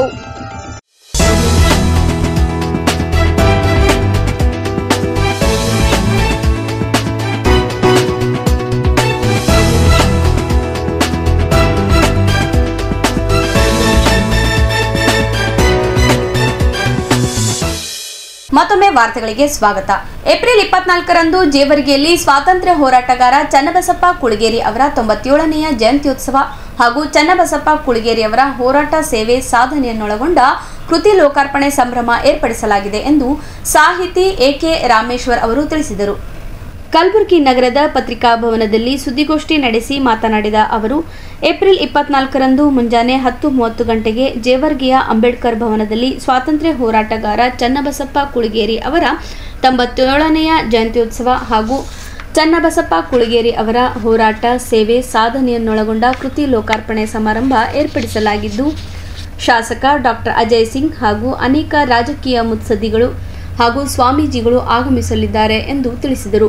ಒಂದು ನಮಸ್ಕಾರ ಹೇಳುತ್ತಾ, ಈಗಾಗಲೇ ನಾವು ಎಷ್ಟೋ ನಮ್ಮ ಸಮುದಾಯದ ಈ ಒಳ ಮೀಸಲಾತಿ ಸಂಬಂಧಪಟ್ಟಂಥ ವಿಷಯಗಳನ್ನು ನಾವು ಮಾಧ್ಯಮ ಮುಖಾಂತರ ಇದು ಮಾಡಿದೆವು. ಅದರ ಹೆಚ್ಚಿಗೆ ಪ್ರೋತ್ಸಾಹ ಕೊಟ್ಟಿರಿ. ಇನ್ನು ಮುಂದೂ ತಾವು ಹೆಚ್ಚಿಗೆ ಪ್ರೋತ್ಸಾಹ ಕೊಡಬೇಕಂತ ತಮ್ಮಲ್ಲಿ ಮನವಿ ಮಾಡ್ತೇವೆ. ಕರ್ನಾಟಕ ರಾಜ್ಯ ಆದಿಜಾಂಬವ ಸಂಘ ಬೆಂಗಳೂರು ಇವರ ನೇತೃತ್ವದಲ್ಲಿ ಮಾದಿಗ ದಂಡೂರ, ಮಾದಿಗ ಮೀಸಲು ಹೋರಾಟ ಸಮಿತಿ, ಆದಿಜಾಂಬವ, ಅರುಂಧತಿ ಎಲ್ಲ ಸಂಘಟನೆಗಳ ಒಕ್ಕೂಟದಿಂದ ಫ್ರೀಡಂ ಪಾರ್ಕದಲ್ಲಿ ಬೆಂಗಳೂರಲ್ಲಿ ಮೇ 24ರಂದು ಸುಮಾರು 5-6 ಲಕ್ಷ ಜನ ಸೇರಿಸಿ ಬೃಹತ್ ಸಂವಿಧಾನ ಜಾಗೃತ ಸಮಾವೇಶವನ್ನು ಹಮ್ಮಿಕೊಂಡಿದ್ದಾರೆ. ರಾಜ್ಯಾಧ್ಯಕ್ಷರು ಆಲ್ಕೂಡ್ ಹನುಮಂತಪ್ಪ ಅವರ ನೇತೃತ್ವದಲ್ಲಿ. ಮತ್ತು ಹುಬ್ಬಳ್ಳಿ ಕಾರ್ಯಕ್ರಮದಲ್ಲಿ ಏನು ಅಧ್ಯಕ್ಷತೆ ವಹಿಸಿದರು ಆಲ್ಕೂಡ್ ಹನುಮಂತಪ್ಪರು, ಇದೇ ಕಾರ್ಯಕ್ರಮದಾಗೂ ಅವರೇ ಅಧ್ಯಕ್ಷತೆ ವಹಿಸ್ತಾ ಇದ್ದಾರೆ. ಈ ಕಾರ್ಯಕ್ರಮದ ಉದ್ದೇಶ ಏನಂದ್ರೆ, ಸುಮಾರು ವರ್ಷಗಳಿಂದ ಹೋರಾಟ ಮಾಡ್ಕೊತು ನಾವು ಒಳ ಮೀಸಲಾತಿ ಬೇಕಂತ ಹೋರಾಟ ಮಾಡಕತ್ತಿದ್ದೆವು. ಆದರೂ ಸರ್ಕಾರದವರು ಅದನ್ನು ಸುಳ್ಳು ಹೇಳಿ ಸುಮಾರು ಮುಂದಕ್ಕೆ ಹಾಕೋತು ನಮ್ಮನ್ನು ಕಾಲಹರಣ ಮಾಡ್ತಾ ಇದ್ದಾರೆ. ಅದನ್ನು ಬಡಿದೆಬ್ಬಿಸಿ ಆ ಸರ್ಕಾರಕ್ಕೆ ಒಂದು ಎಚ್ಚರ ಗಂಟೆ ಬಾರಿಸುವ ಮುಖಾಂತರ ಇಡೀ ರಾಜ್ಯದಲ್ಲಿ ಇವತ್ತು ಆ ಕಾರ್ಯಕ್ರಮಕ್ಕೆ ನಮ್ಮ ನೆರೆ ತೆಲಂಗಾಣ ದೇಶದ ಮತ್ತು ಆಂಧ್ರ ಪ್ರದೇಶದ ಮುದ್ದು ಮಗ ಆಗಿರತಕ್ಕಂಥ ಮಂದಕೃಷ್ಣ ಮಾದಿಗವರು ಅಧ್ಯಕ್ಷತೆ ವಹಿಸಲಿದ್ದಾರೆ. ಆ ಕಾರ್ಯಕ್ರಮ ಯಶಸ್ವಿಯಾಗಲಿ ಅಂತ ಈ ಸಂದರ್ಭದಲ್ಲಿ ತಮ್ಮ ಮಾಧ್ಯಮ ಮುಖಾಂತರ ಹೇಳುತ್ತಾ, ಮುಖ್ಯಮಂತ್ರಿ ಸಿದ್ದರಾಮಯ್ಯ ಅವರಿಗೆ ನಾವೊಂದು ಈ ಮಾಧ್ಯಮ ಮುಖಾಂತರ ಒತ್ತಾಯಪಡಿಸುತ್ತೇವೆ. ಯಾಕಂದ್ರೆ ಇವತ್ತು 3 ಆಯೋಗ ಮಾಡಿ, ಆಯೋಗದ ಮೇಲೆ ಆಯೋಗ ಮಾಡಿ ಮಾದಿಗರಿಗೆ ಒಳ ಮೀಸಲಾತಿ ಕೊಡ್ಲಿಕ್ಕೆ ಅವರು ಹಿಂದೆ ಬಿದ್ದಿದ್ದಾರೆ ಅಂತ ಈ ಸಂದರ್ಭದಲ್ಲಿ ಹೇಳಿ, ಸುಪ್ರೀಂ ಕೋರ್ಟ್ ಹೇಳ್ತು. ಮತ್ತು ಸುಮಾರು ವರ್ಷಗಳಿಂದ ಒಂದೇ ಬೇಡಿಕೆಗಾಗಿ ಮಾದಿಗರು ಇಷ್ಟೊಂದು ಹೋರಾಟ ಮಾಡಿದ್ದು ಇತಿಹಾಸದಲ್ಲಿ ಎಲ್ಲಿ ಇಲ್ಲ. ಆದ್ರೂ ನಮಗೆ ಒಳ ಮೀಸಲಾತಿ ಕೊಡದೆ ಇವತ್ತು ಮಾದಿಗರಿಗೆ ಓಟು ಪಡೆದು ಇವತ್ತು ಮಾದಿಗರಿಲಿಂದ ಅಧಿಕಾರ ಅನುಭವಿಸಿ ಇವತ್ತು ನಮ್ಮನ್ನು ಸುಳ್ಳು ಹೇಳ್ತಾ ಇದ್ದಾರೆ. ಬಂಧುಗಳೇ, ಇವತ್ತು ಮಾದಿಗರಿಗೆ ಇವತ್ತು ಅವರ ಮನಸ್ಸಿನಲ್ಲಿ ಒಳ್ಳೆಯ ಒಂದು ಅಭಿಪ್ರಾಯ, ಇವತ್ತು ಒಳ ಮೀಸಲಾತಿ ಕೊಡಬೇಕನ್ನೋದು ಒಂದು ಇಚ್ಛಾಶಕ್ತಿ ಮುಖ್ಯಮಂತ್ರಿಗಿದ್ದರೆ ಇವತ್ತು ಸದಾಶಿವ ಆಯೋಗದ ವರದಿಯನ್ನೇ ಅನುಗುಣವಾಗಿ ಇಟ್ಕೊಂಡು ಇವತ್ತು ಒಳ ಮೀಸಲಾತಿ ಕೊಡ್ತಿದ್ದರು. ಯಾಕಂದ್ರೆ ಇವತ್ತು ನಮಗೆ ಭಾಳ ಅನ್ಯಾಯ ಆಗ್ತದೆ. 200 ಮತ್ತು 300 ಕೋಟಿ ರೂಪಾಯಿ ಖರ್ಚು ಮಾಡಿ ಇವತ್ತು ಸರ್ಕಾರದ ತೆರಿಗೆ ಹಣವನ್ನು ಖರ್ಚು ಮಾಡಿ ಇವತ್ತು 6 ವರ್ಷಗಳ ಕಾಲ ಇವತ್ತು ಸದಾಶಿವ ಆಯೋಗದವರು ವರದಿಯನ್ನು ಮನೆಗೆ ಹೋಗಿ ಸಮೀಕ್ಷೆ ಮಾಡಿ ಇವತ್ತು ವರದಿ ಸಲ್ಲಿಸಿದ್ರು ಆ ವರದಿಯನ್ನು ಸರಿ ಇಲ್ಲ ಅಂತ ಕೆಲವರು ಹೇಳ್ತಾರೆ. ಯಾಕೆ ವರದಿ ಸರಿಯಾಗಿಲ್ಲ ಅಂದರೆ ಮತ್ತೆ ಈ ತೆರಿಗೆ ಹಣ ಯಾರ್ದು ಫುಲ್ ಮಾಡಿದ್ರೆ ಇವತ್ತು ತೆರಿಗೆ ಹಣ ನಮ್ಮದು. ಇವತ್ತು 200-300 ಕೋಟಿ ರೂಪಾಯಿ ಖರ್ಚು ಮಾಡಿ ಇವತ್ತು ಕಿಚನ್ಗಳನ್ನು ಬಳಸ್ಕೊಂಡು ಇಷ್ಟೊಂದು ಉಪಯೋಗ ತಗೊಂಡು ದುರುಪಯೋಗ ಆಗಿ ಇವತ್ತು ಅದು ಸರಿ ಇಲ್ಲ ಅನ್ನೋದು ಆ ತೆರಿಗೆ ಹಣ ಯಾರಪ್ಪಂದು. ಅದಕ್ಕೆ ಸಿದ್ದರಾಮಯ್ಯನವ್ರಿಗೆ ಹೇಳ್ತೇವೆ. ಈಗ ಅದು ಆದ ನಂತರ ಈಗ ನಾಗಮೋಹನ್ ದಾಸ್ ಅವರ ವರದಿಯನ್ನು ನೇಮಕ ಮಾಡಿದ್ದಾರೆ. ನಾಗಮೋಹನ್ ದಾಸದಲ್ಲಿ ಈಗ ನಿನ್ನೆ ದಿವಸ ಇವತ್ತು ಆ ನಾಗಮೋಹನ್ ದಾಸ್ ಅವರು ಇವತ್ತು ಏಪ್ರಿಲ್ 1 ತಾರೀಕಿನ ನಂತರ ಇವತ್ತು ಮನೆಗೆ ಸಮೀಕ್ಷೆ ಮಾಡೋಕ್ಕೆ 30,000-40 ಸಾವಿರ ಟೀಚರನ್ನು ಬಳಸ್ಕೊಳ್ಳೋಕೆ ರೆಡಿಯಾಗಿದ್ದಾರೆ. ಆದರೆ ನಾವೊಂದು ಮಾತು ಇವತ್ತು ನಾಗಮೋಹನ್ ದಾಸ್ ಅವ್ರಿಗೆ ಹೇಳ್ತೀನಿ. ಇವತ್ತು ಸದಾಶಿವ ಆಯೋಗದವರು ಒಂದು ಕಂಡೀಷನ್ ಇಟ್ಟಿರು. ಏನಂದ್ರೆ ಇವತ್ತು ಪರಿಶಿಷ್ಟ ಜಾತಿಯಲ್ಲಿ ಸಮೀಕ್ಷೆ ಮಾಡುವಾಗ 101 ಜಾತಿಯನ್ನು ಅದರಲ್ಲಿ ಅವರು ಯಾವ ಕೆಲಸಕ್ಕೆ ತಗೊಂಡಿಲ್ಲ. ಈಗ ನಿನ್ನೆ ದಿವಸ ವಿ ವೆಂಕಟಯ್ಯವರನ್ನವರು ನಿವೃತ್ತಿ ಸೆಕ್ರೆಟರಿ ಅವರ ನೇತೃತ್ವದಲ್ಲಿ 7 ಮಂದಿ ಸದಸ್ಯರನ್ನು ಆಯ್ಕೆ ಮಾಡಿದ್ದಾರೆ. ಆ ಸದಸ್ಯರಲ್ಲಿ ಮಾದಿಗರು ಒಬ್ಬರೂ ಇಲ್ಲ. ಅಂದ್ರೆ ಏನೇನು ಸಮಸ್ಯೆ ಕರ್ನಾಟಕದಲ್ಲಿ ಸಮೀಕ್ಷೆ ಮಾಡುವಲ್ಲಿ ಏನೇನು ಕಾಂಪ್ಲೇಂಟ್ ಬರ್ತಾವ ಆ ಕಾಂಪ್ಲೇಂಟ್ ನೇರವಾಗಿ ಅವರಿಗೆ ನಾವು ಕೊಡಬೇಕಂತ ಆ ಕಮಿಟಿ 7 ಮಂದಿ ಕಮಿಟಿಯಲ್ಲಿ ಮಾದಿರಿಗೆ ಒಬ್ಬರಿಗಿಲ್ಲಾರದೆ ಇವತ್ತು ಕಮಿಟಿ ಮಾಡ್ಯಾರ. ಭಾಳ ಅನ್ಯಾಯ ಆಗ್ತದೆ. ಯಾಕಂದ್ರೆ ಈ ಕಮಿಟಿಯಲ್ಲಿ ನಮ್ಮ ಸಮುದಾಯದವರಿಗೆ ಯಾರಿಗೂ ತಗೊಂಡಿಲ್ಲ ಅಂದ್ರೆ ನಮ್ಮ ಜನಾಂಗಕ್ಕೆ ಅನ್ಯಾಯ ಮಾಡೋ ಒಂದು ಕುತಂತ್ರ ಸರ್ಕಾರದಲ್ಲಿ ಅದ. ಯಾಕಂದ್ರೆ ಇವತ್ತು ಸದಸ್ಯರು ಇವತ್ತು 6 ವರ್ಷ ಸಮೀಕ್ಷೆ ಮಾಡಲಿ ಯಾವುದೇ ಇಲಾಖೆ ಎಸ್ ಸಿ ಜನಾಂಗದವರು ಯಾವುದೇ ಒಂದು ನೌಕರರಿಗೆ ಯಾವುದೇ ಒಂದು ರಾಜಕಾರಣಿಯರಿಗೆ ಬಳಸದೆ ಇವತ್ತು ಸಮೀಕ್ಷೆ ಮಾಡಿರು. ಆ ಸಮೀಕ್ಷೆ ನ್ಯಾಯಯುತವಾಗಿತ್ತು. ಆದರೆ ನ್ಯಾಯಯುತವಾದಂಥ ಸಮೀಕ್ಷೆ ಇವತ್ತು ಅವರು ಸರಿ ಇಲ್ಲ ಅಂತ ಹೇಳ್ತಾರೆ. ಈ ನಾಳೆ ನಡೆಯಲಿರುವ ಮೇ 1ನೇ ತಾರೀಕಿನಿಂದ ಸಮೀಕ್ಷೆಯಲ್ಲಿ ನಮಗೆ 100ಕ್ಕೆ 100 ಅನ್ಯಾಯ ಆಗ್ತದೆ. ಯಾಕಂದ್ರೆ ಅಲ್ಲಿ ನಮಗೆ ಆಗಬರ್ಲಾರ ಜನಾಂಗದವರು ಇವತ್ತು ಅಲ್ಲಿ ಕೈ ವಶ ಮಾಡಿಕೊಂಡು ನಮ್ಮ ಜನಾಂಗಕ್ಕೆ ತಪ್ಪು ಸಂದೇಶನ ಹೇಳಿ ಮನೆಗೆ ಹೋಗು ನಮ್ಮ ಜನ ಮುಗ್ದು ಜನ ಅದರ. ಯಾಕಂದ್ರೆ ಕೆಲವು ಜನಗಳಿಗೆ ಏನೂ ಗೊತ್ತಿಲ್ಲ, ಸವಲತ್ತು ಅಂದ್ರೆ ಏನು ಗೊತ್ತಿಲ್ಲ, ಜಾತಿ ಅಂದ್ರೆ ಏನು ಗೊತ್ತಿಲ್ಲ. ಕೆಲವರು ನಮ್ಗೆ ಅನುಮಾನ ಹೊಂಟದೆ, ಯಾಕಂದ್ರೆ ಮನೆಗೆ ಹೋದಲ್ಲಿ ಇವತ್ತು ರೇಟ್ ಲಮಣಿ ಇವತ್ತು ಭೂವಿಯವರು ಇವತ್ತು ಸರ್ವೆ ಮಾಡಿದಾಗ ತಮ್ಮ ಜನಾಂಗ ಹೆಚ್ಚಿಗೆ ತೋರಿಸೋ ಸಲ ಉದ್ದೇಶಕ್ಕಾಗಿ ಆ ಮನೆಯಲ್ಲಿ ಹೋಗಿ ಆ ಜನಗಳ ಮುಂದೆ ಒಂದು ಸಸ್ಪೆನ್ಸಲ್ಲಿ ಬರೆಸಿ ಮುಂದೆ ಅದನ್ನು ಹೊರಗೆ ಹೋಗಿ ಪೆನ್ನಿಲಿ ಬರೆಯೋ ಒಂದು ಕುತಂತ್ರ ನಡೆದ. ಈ ಥರ ಒಂದು ಕುತಂತ್ರ ಮಾಡಿ ನಮ್ಮ ಜನಕ್ಕೆ ಏನೇ ಮಾಡಿ ಸಮೀಕ್ಷೆಯಲ್ಲಿ ಕಮ್ಮ ಜನಸಂಖ್ಯೆ ತೋರಿಸ್ಬೇಕನ್ನೋದು ಎಲ್ಲರ ಉದ್ದೇಶದ. ಅದಕ್ಕಾಗಿ ನಾವು ಸಹಿತ ಈ ಗುಲ್ಬರ್ಗ ಜಿಲ್ಲೆಯಲ್ಲಿ ತಯಾರಾಗಿದ್ದೆವು. ಇವತ್ತು ಗುಲ್ಬರ್ಗ ಜಿಲ್ಲೆದೆ ನಮ್ಮ ಸಮುದಾಯದವರಿಗೆ ನಾವು ಈ ಮಾಧ್ಯಮ ಮುಖಾಂತರ ಮನವಿ ಮಾಡ್ತೇವೆ. ಮನೆಗೆ ಸಮೀಕ್ಷೆ ಬಂದಲ್ಲಿ ದಯಮಾಡಿ ನಿಮ್ಮ ಏನು ಕಾಲಮದ ಪರಿಶಿಷ್ಟ ಜಾತಿ ಉಪಜಾತಿ ಕೇಳದಲ್ಲಿ ಮಾದಿಗರಂತ ಬರೆಸ್ಬೇಕಂತ ಅವರಲ್ಲಿ ಕಳಕಳಿ ಸಮುದಾಯ ಈ ಮಾಧ್ಯಮ ಮುಖಾಂತರ ನಮ್ಮ ಸಮುದಾಯದವರಿಗೆ ಕೈ ಜೋಡಿಸಿ ಕೇಳ್ತಾ ಇದ್ದೀನಿ. ಇನ್ನು ಮುಂದೆ 2 ಕಾರಣಗಳಿವೆ. ಒಂದು, ಮೇ 24ನೇ ತಾರೀಕು ಬಹು ದೊಡ್ಡದಾದ ಒಂದು ಸಮಾವೇಶ ಹಮ್ಮಿಕೊಂಡಿದ್ದಾರೆ ನಮ್ಮ ರಾಜ್ಯಾಧ್ಯಕ್ಷರಾಗಿರ್ತಕ್ಕಂಥ ಆಲ್ಕುಡ್ ಹನುಮಂತರಾವ್ ಸರ್ ಅವರು. ಆ ಒಂದು ಸಮಾವೇಶದ ಉದ್ದೇಶ ಒಳ ಮೀಸಲಾತಿ ಜಾರಿಯ ಕುರಿತು ಸರ್ಕಾರಕ್ಕೆ ಎಚ್ಚರ ಗಂಟೆಗೆ ಕೊಡುವಂಥದ್ದಾಗಿದೆ.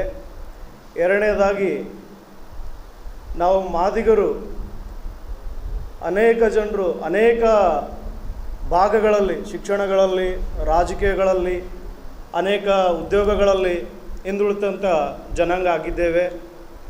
ಎಲ್ಲದರಲ್ಲಿಯೂ ನಮಗೆ ಸಮಬಾಳು, ಸಮಪಾಲು ಮತ್ತು ಸಮ ಬೆಳವಣಿಗೆ ಬೇಕೆಂಬುದಾಗಿ ಈ ಒಳ ಮೀಸಲಾತಿ ಹೇಳುತ್ತದೆ.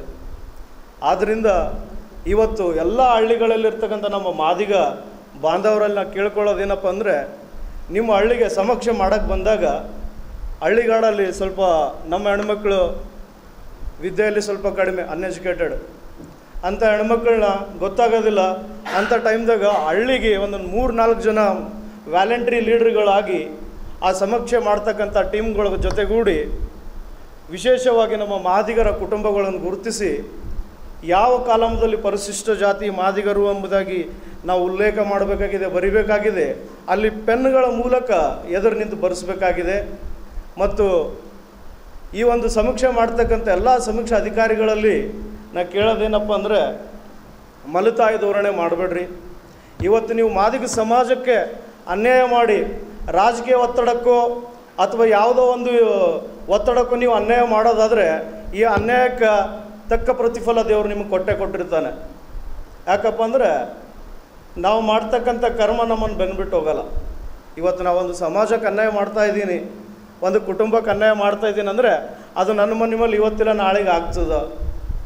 ಇದು ಎಚ್ಚರಿಕೆಯಲ್ಲಿಂದ ಎಲ್ಲ ಸಮೀಕ್ಷೆ ಮಾಡ್ತಕ್ಕಂಥ ಅಧಿಕಾರಿಗಳಲ್ಲಿ ನಾನು ಕಳಕಳಿಯಿಂದ ಕೇಳ್ತೀನಿ, ನಿಯತ್ತಿನಿಂದ ಮನುಷ್ಯರಿಗೆಲ್ಲ ದೇವರಿಗೆ ಭಯಪಡ್ತಕ್ಕಂಥವರಾಗಿ ಈ ಒಂದು ಸಮೀಕ್ಷೆ ಮಾಡಬೇಕು. ಮತ್ತು ಎಲ್ಲ ನಮ್ಮ ಮಾದಿಗ ಸಮಾಜದ ಯುವ ಹೋರಾಟಗಾರರಲ್ಲಿ ನಾನು ಕೇಳೋದೇನಪ್ಪ ಅಂದರೆ, ನೀವು ಸಹ ಈ ಒಂದು ಸಮೀಕ್ಷೆಯಲ್ಲಿ ಭಾಗಿಯಾಗಿ ಎಲ್ಲ ರೀತಿಯಿಂದ ಆ ಸಮೀಕ್ಷೆ ಮಾಡೋರಿಗೂ ನೀವು ಅನುಕೂಲ ಮಾಡಿಕೊಡ್ರಿ. ಮತ್ತು ನಮ್ಮ ಮಾದಿಗ ಸಮಾಜವನ್ನು ಎಚ್ಚರಿಸ್ತಕ್ಕಂಥ ಕೆಲಸಗಳನ್ನ ನೀವು ಮಾಡಬೇಕಂತಾಗಿ ಈ ಒಂದು ವೇದಿಕೆ ಮುಖಾಂತರ ತಮ್ಮೆಲ್ಲರ ಮೂಲಕ ಅವರಿಗೆ ತಿಳಿಯಪಡಿಸ್ತೇನೆ.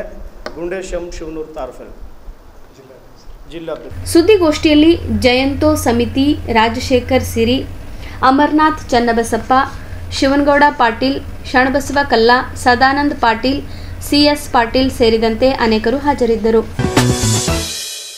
ದೇಶದ ಬಹುಸಂಖ್ಯಾತ ಸಮುದಾಯವಾದ ಮಾದಿಗ ಸಮಾಜಕ್ಕೆ ರಾಜ್ಯದಲ್ಲಿ ಒಳ ಮೀಸಲಾತಿ ನೀಡಬೇಕು ಎಂದು ಒತ್ತಾಯಿಸಿ ಏಪ್ರಿಲ್ 24ರಂದು ಬೆಂಗಳೂರಿನ ಸ್ವಾತಂತ್ರ್ಯ ಉದ್ಯಾನವನದಲ್ಲಿ ಬೃಹತ್ ಸಂವಿಧಾನ ಜಾಗೃತಿ ಸಮಾವೇಶ ಹಮ್ಮಿಕೊಳ್ಳಲಾಗಿದೆ ಎಂದು ಕರ್ನಾಟಕ ರಾಜ್ಯ ಆದಿಜಾಂಬವ ಸಂಘದ ಅಧ್ಯಕ್ಷರಾದ ಅಂಬಾರಾಯ್ ಚಲಗೇರಿ ಅವರು ತಿಳಿಸಿದ್ದಾರೆ.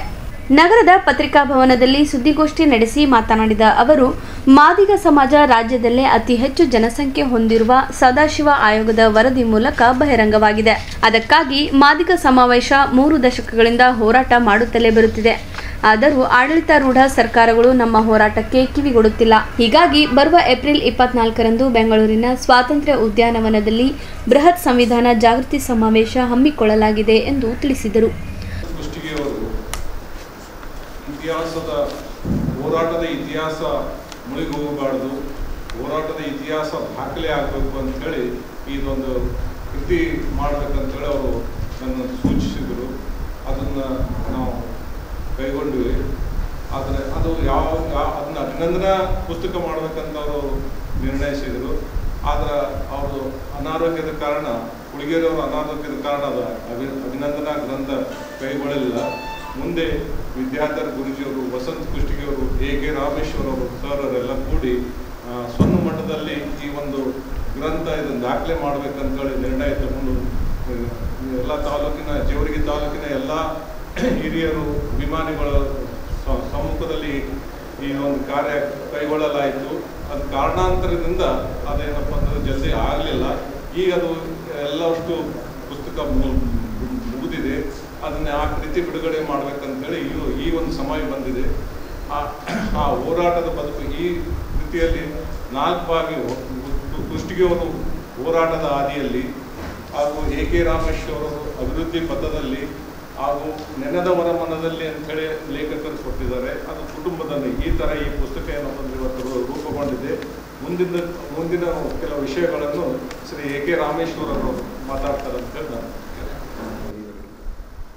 ಅಂದೇ ಕೆ ಚನ್ನಬಸಪ್ಪ ಕುಳಗೇರಿಯವರ ಹೋರಾಟ, ಸೇವೆ, ಸಾಧನೆಯನ್ನೊಳಗೊಂಡ ಸುಮಾರು 826 ಪುಟಗಳ ಬೃಹತ್ ಕೃತಿ ಲೋಕಾರ್ಪಣೆಯ ಸಮಾರಂಭ. ಆ ಕುರಿತು ಈ ಪತ್ರಿಕಾಗೋಷ್ಠಿ ಹಮ್ಮಿಕೊಳ್ಳಲಾಗಿದೆ. ಎಲ್ಲ ಪತ್ರಿಕಾಕರ್ತರಿಗೂ, ಮಾಧ್ಯಮದ ಮಿತ್ರರಿಗೂ ಮತ್ತು ಸ್ನೇಹಿತರ ಬಳಗಕ್ಕೂ ಅನಂತ ವಂದನೆಗಳನ್ನು ಅರ್ಪಿಸುತ್ತಾ ಚನ್ನಬಸಪ್ಪ ಕುಳಗೇರಿಯವರ ವಿಷಯಕ್ಕೆ ಒಂದೆರಡು ಮಾತುಗಳನ್ನು ನಾನು ಹೇಳಬೇಕಿದ್ದೇನೆ.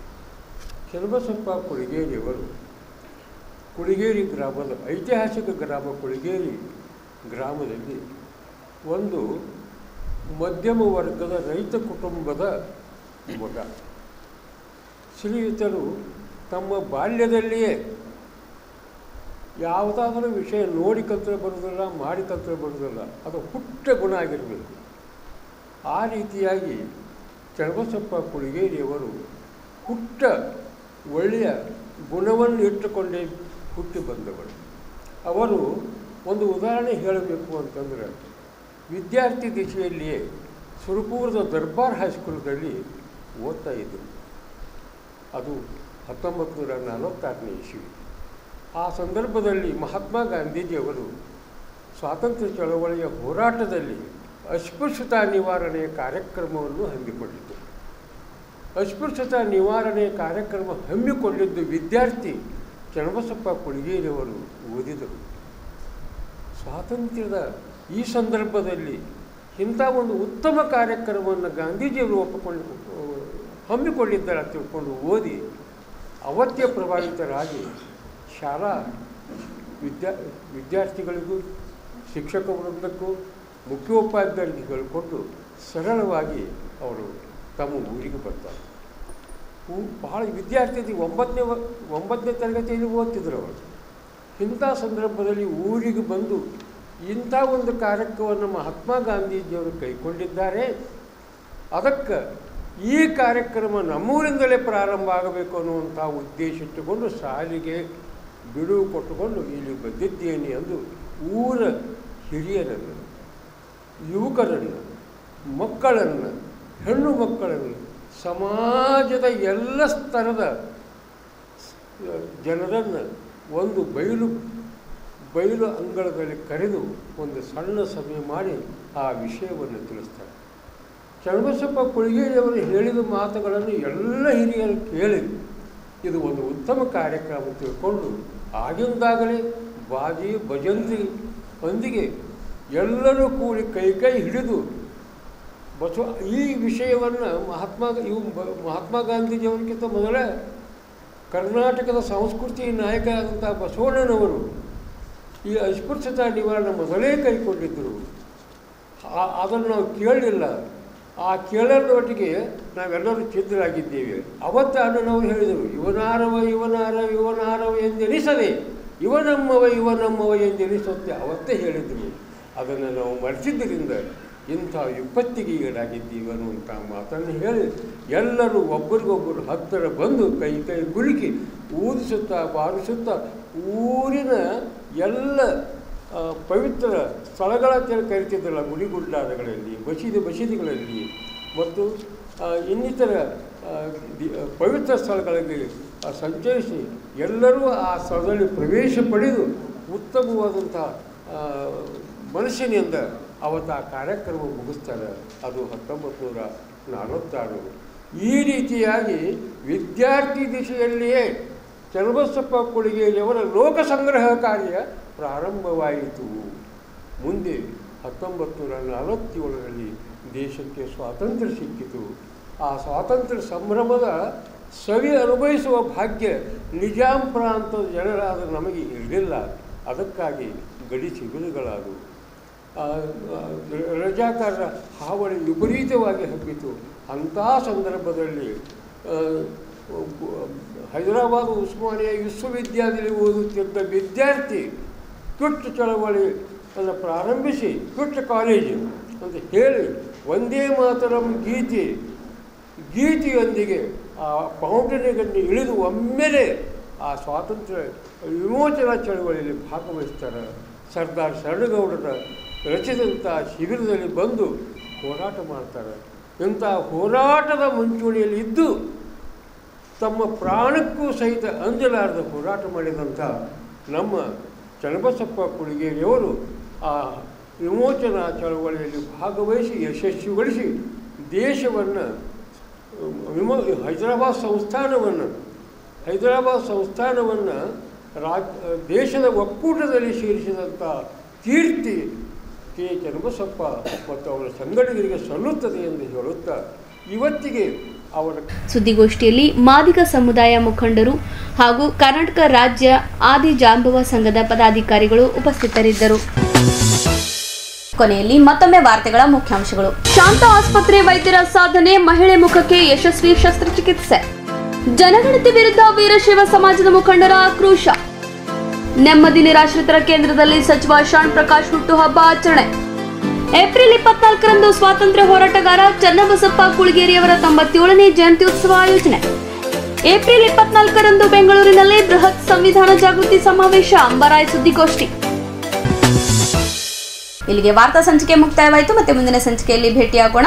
ವಂದನೆಗಳು.